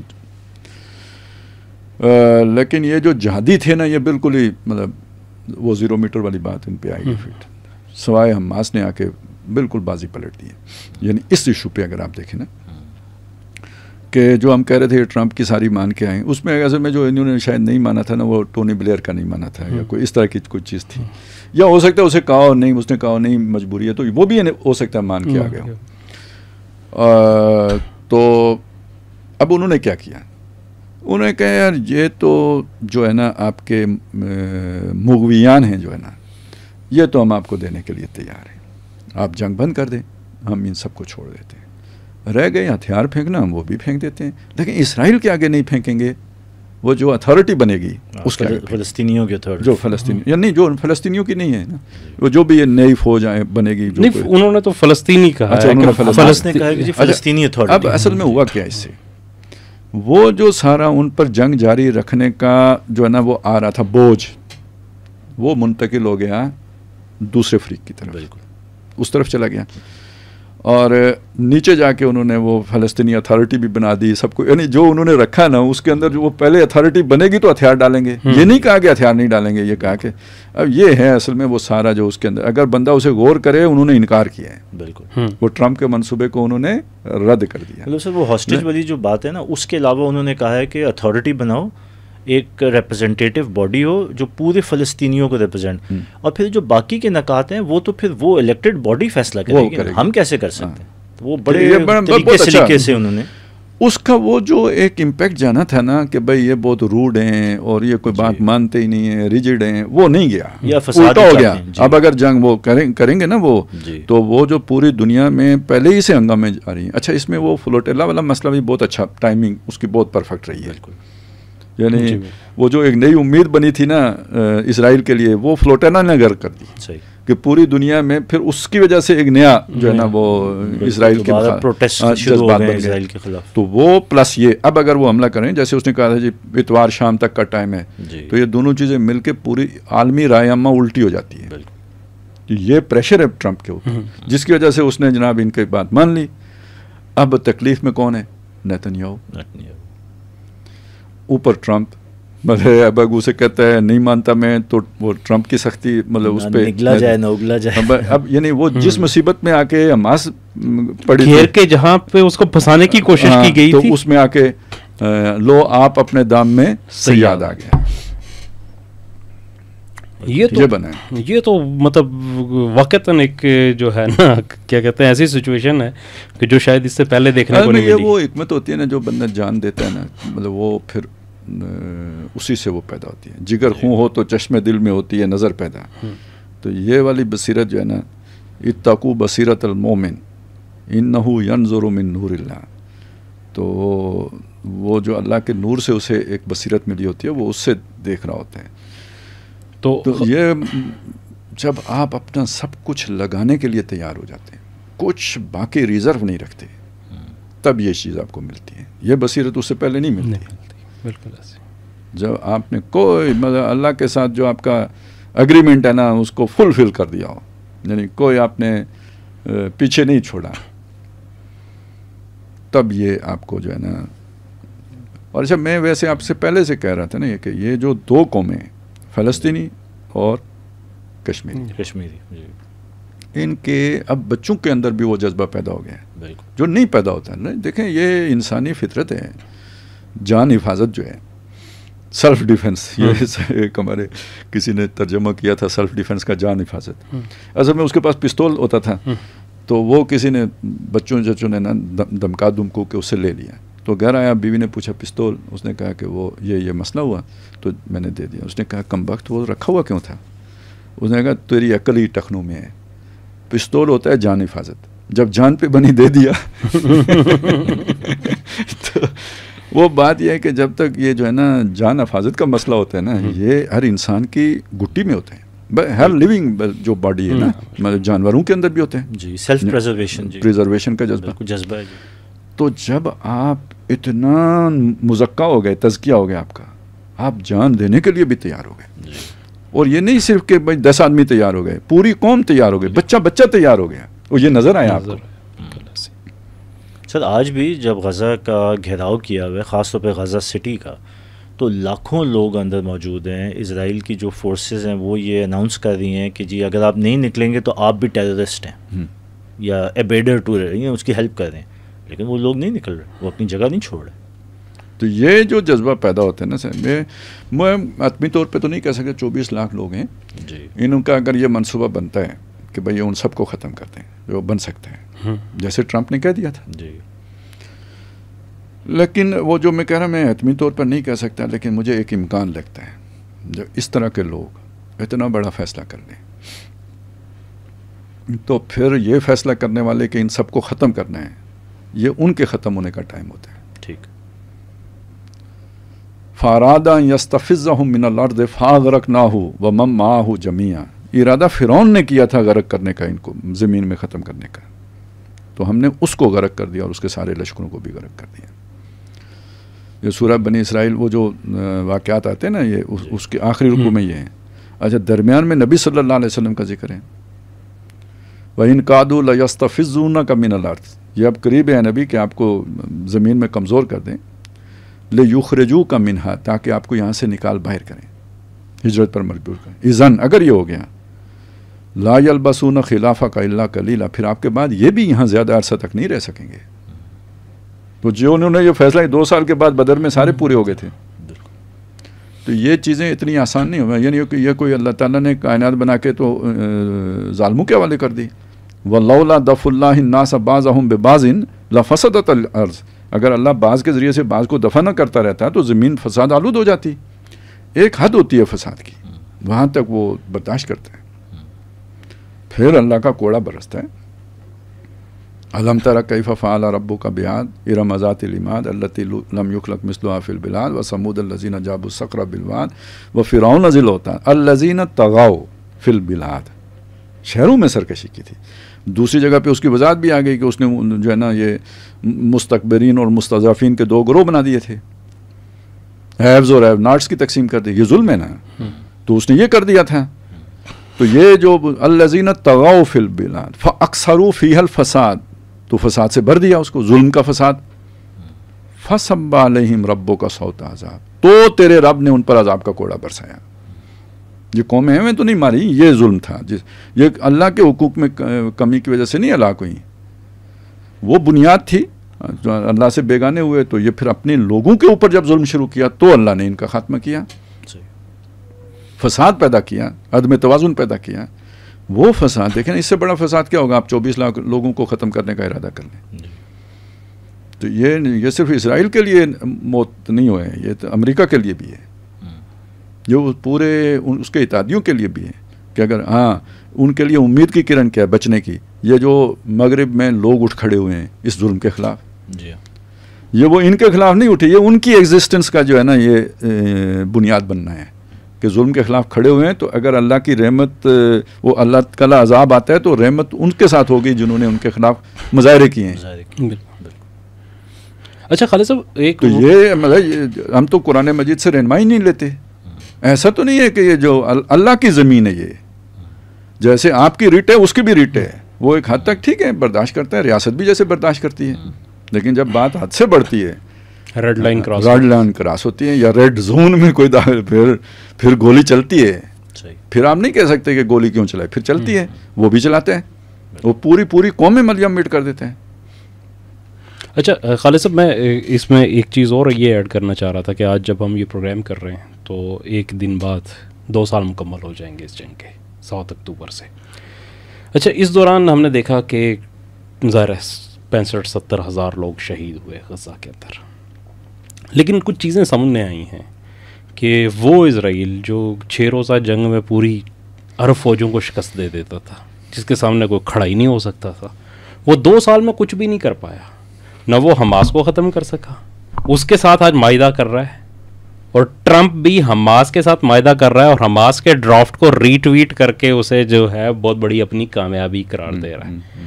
और फिर दूसरी तरफ ये है कि जो कैदी इससे पहले छोड़ाए गए हैं वो भी मायदे के तहत छुड़ाए गए हैं, और जो अब छुड़ाए जाएंगे वो भी माहिदे के तहत होंगे, वो किसी एक अस्करी तौर पे वो नहीं कर सका।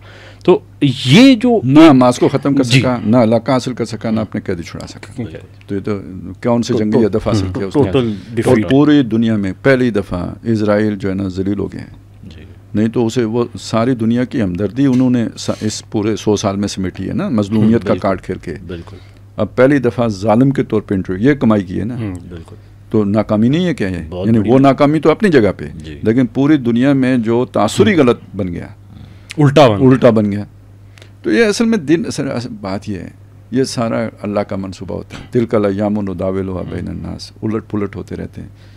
तो इससे आप गेस करें कि आने वाले हालात क्या हैं। ये इनका दौर अब नहीं है, ये रुखसत होने वालों में की अलामत है। अपने आप को अलाइन करें और उसके आने वाले दौर के मुताबिक अपने आप को ढालने की कोशिश करें। बिल्कुल। अच्छा खालिद साहब, आखिर में हम एक चीज़ और, जो ग्लोबल स्मूथ फ्लोटिला था, थोड़ा सा जिक्र तो हमने किया, लेकिन मेरा ख्याल है कि उसे थोड़ा सा तफसील से हमें बयान करना चाहिए कि जिस तरीके से चले उसमें ज़ाहिर यूरोप के लोग थे, मेंबर पार्लियामेंटेरियन थे, पाकिस्तान का एक वफ़द था, सेनेटर मुश्ताक साहब भी उसमें शामिल थे।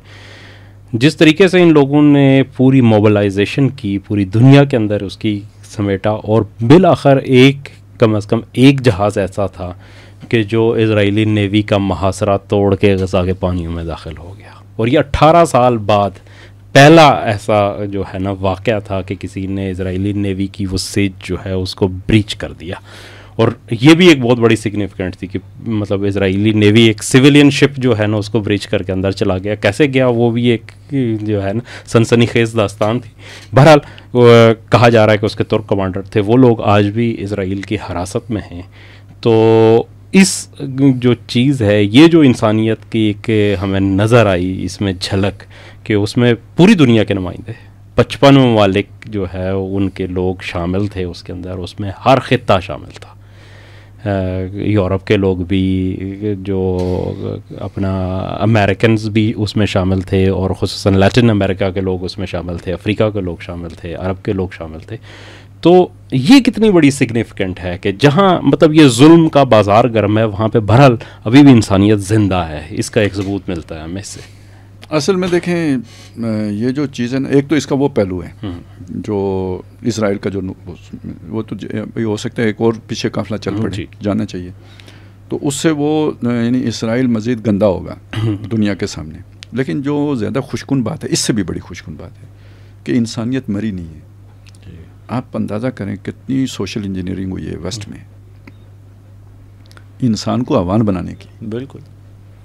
یہ پورا پروجیکٹ جو ہے نا، یہ سارا انسان کو عوان بنانے کا پروجیکٹ ہے، یہ جو اس وقت کا سسٹم چل رہا ہے. کیپٹلزم ہے اسی چیز.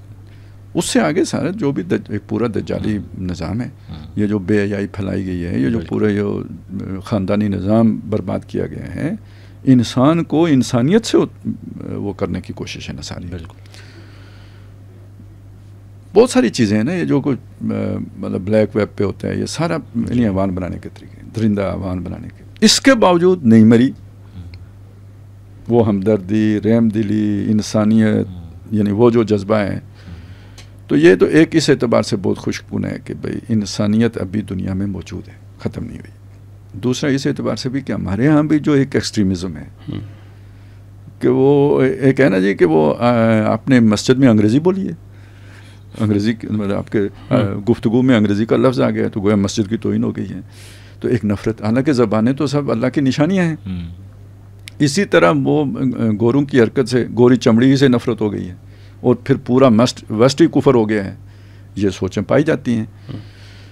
تو بات یہ ہے کہ جی یہ سوچ اگر کسی اور مذہب میں پائی جائے نا تو وہ جسٹیفائڈ ہے. یہ سوچ اگر مسلمانوں میں پائی جائے نا تو یہ در حقیقت اپنے ہی مذہب کی نفی ہے. صحیح. نبی صلی اللہ علیہ وسلم رحمت للعالمین بن کے آئے، قرآن مجید ہدی للناس بنا کے اللہ نے اتارا ہے. تو جہاں جہاں انسانیت ہے تو گویا وہاں ہمارے لیے اپرچونٹی ہے. تو ہمارے لیے تو سب سے بڑی خوشی کی بات یہ ہونی چاہیے کہ بھئی یہ تو انسان ہے، ان میں وہ عوانیت نہیں آ گئی، بے حس نہیں ہو گئے.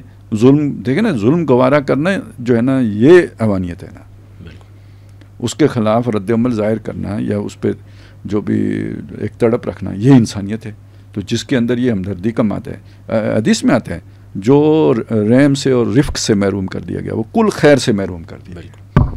تو اگر یہ ہے تو اس کا مطلب یہ ہے ریسیپینٹ موجود ہے، ہم نے پیغام پہنچانا ہے، خیر موجود ہے. تو میں سمجھتا ہوں اس سے بھی بڑی بات یہ ہے. اب آپ یہاں سے اندازہ لگائیں کہ ہماری ایٹمی ٹیکنالوجی زیادہ مؤثر ہے یا ہماری نظریاتی یہ جو ہے نا ٹیکنالوجی ہے، آئیڈیالوجی جو ہے وہ زیادہ مؤثر ہے. دنیا تو گویا منہ کھولے انتظار کر رہی ہے، لیکن ہم پہنچاتے کیا ہیں؟ بم دھماکے. یعنی آپ نے جو بھی ایک اپنا ہمارا جو وہ بنتا ہے نا پرسیپشن، وہ کیا ہماری بنی، اور خاص طور پہ دینی جو ہمارا ایک فیس ہے اس کا پرسیپشن تو بالکل ڈسٹارٹ ہو گیا. وہ ایک بڑے فخر سے کسی نے بتایا تھا کہ جی وہ کوئی جہاز پہ کوئی داڑھی والا بندہ جو ہے نا وہ فرانس میں اس کا ٹکٹ تھا جس پہ، تو وہ سارے لوگوں نے اس جہاز پہ بیٹھنے سے انکار کر دیا. اس سے اتنا خوف زدہ ہو گئے. بھائی یہ اگر آپ نے یہ خوفناک پکچر ہی دنیا کو دکھانی ہے کہ لوگ آپ سے ڈریں تو یہ تو پریشانی کی بات ہونی چاہیے. صحیح بات. ایسے ہی مطلب آپ دیکھیں کہ داعش نے اس کو باقاعدہ گلیمرائز کیا تھا کہ کیسے لوگوں کو وہ قتل کرتے ہیں. یہ اصل میں یہ پورا جو جہاد گلیمرائز کیا گیا نا یہ اسی لیے کیا گیا تھا. یہ میں پہلے بھی کہہ چکا ہوں یار، علامہ اقبال کی جو اب آپ اسے بھی تانے دیتے ہو، اس کی سوچ یہ نہیں ہے. وہ ویسٹ کو ہول ریجیکٹ نہیں کرتا. وہ جہاں یہ کہتا ہے کہ بھئی اس کا ڈیزلنگ ایکسٹیریئر جو ہے نا وہ کافرانہ ہے، تو وہاں یہ بھی تو کہتا ہے نا کہ جو اس کا انر کور ہے وہ اس قرآنی ہے. بالکل. تو وہ چھانٹی کر سکتا ہے. یہ تو سب کے سب کو اٹھا کے یہ نئی سوچ پیدا ہوئی ہے. اور یہ جو ہے نا وہاں کے شیطانوں کو فائدہ دیتی ہے کہ نفرت کی دیواریں حائل کر دو، وہاں سے ادھر کوئی پیغام نہ آئے، یہاں سے ادھر کوئی پیغام نہ جائے. یہ 9/11 کے بعد یہ یعنی ایک حکمت عملی کے تحت یہ سارا کام کیا گیا ہے. یہ جو فلوٹیلا والی کاروائی اور یہ جو سارا کچھ یہ ہوا ہے نا، یہ فلسطینیوں نے اپنے خون سے اس دیوار کو گرایا ہے. بالکل ٹھیک، اور جوڑا ہے. یہ وہ کامیابی ہے جو عام آدمی نہیں دیکھ سکتا. ٹھیک ہے، قربانیاں ہیں، سب کچھ ہے. شہادت بر وجود خود ز خون دوستاں کھائی، میں لوگوں کی نگاہوں سے اوجل ہوں، میرے وجود کی شہادت اپنے دوستوں کے خون سے چاہیے. وہ خون گرتا ہے تو لوگ سوچتے ہیں نا کوئی تو ہے نا جس پہ ہستی لٹائی جا رہی ہے. تو یہ وہ شے ہے کہ جو اس دور میں یہ بہت بڑی کامیابی ہوئی ہے. یہ اسلام کا بھی فائدہ ہے اس میں، اور وہ یعنی ایک انسانیت کی موجودگی بھی تمام تر شیطانی کوششوں کے باوجود وہ موجود ہے. اور اس کو فلسطینیوں کو اس کا کریڈٹ جاتا ہے، ان کو بھی جاتے ہیں، لیکن یہ کہ ویسٹ کو بھی یعنی یہ اصل میں تو سمجھنے کی یہ بات ہے نا کہ بھائی وہاں پہ آپ یہ نہ سمجھیں کہ وہ سارے شیطان بستے ہیں. صحیح. یہ تو پھر وہی بات ہو گئی جو یہودیوں میں تھی نا، کہ جو ظاہر کی بنیاد پر نبی صلی اللہ علیہ وسلم کے جی وہ آپ کا رخ اس قبلے کی طرف ہے تو یہ ادھر کیوں نہیں ہے. تو لیس البر ان تولوا وجوہکم قبل المشرق والمغرب، وہ جو شہباز شریف صاحب نے بھی آیت پڑھی تھی، تو شروع تو یہیں سے ہوتی ہے نا کہ چہرہ مشرق یا مغرب کی طرف پھیر لینے سے نہیں ہوتا. وہ چیزیں بعد میں آتی ہیں. پہلی شے کہ آپ کے اندر وہ انسانی ہمدردی کا مادہ ہے یا نہیں ہے، یہاں سے بات آگے چلے گی.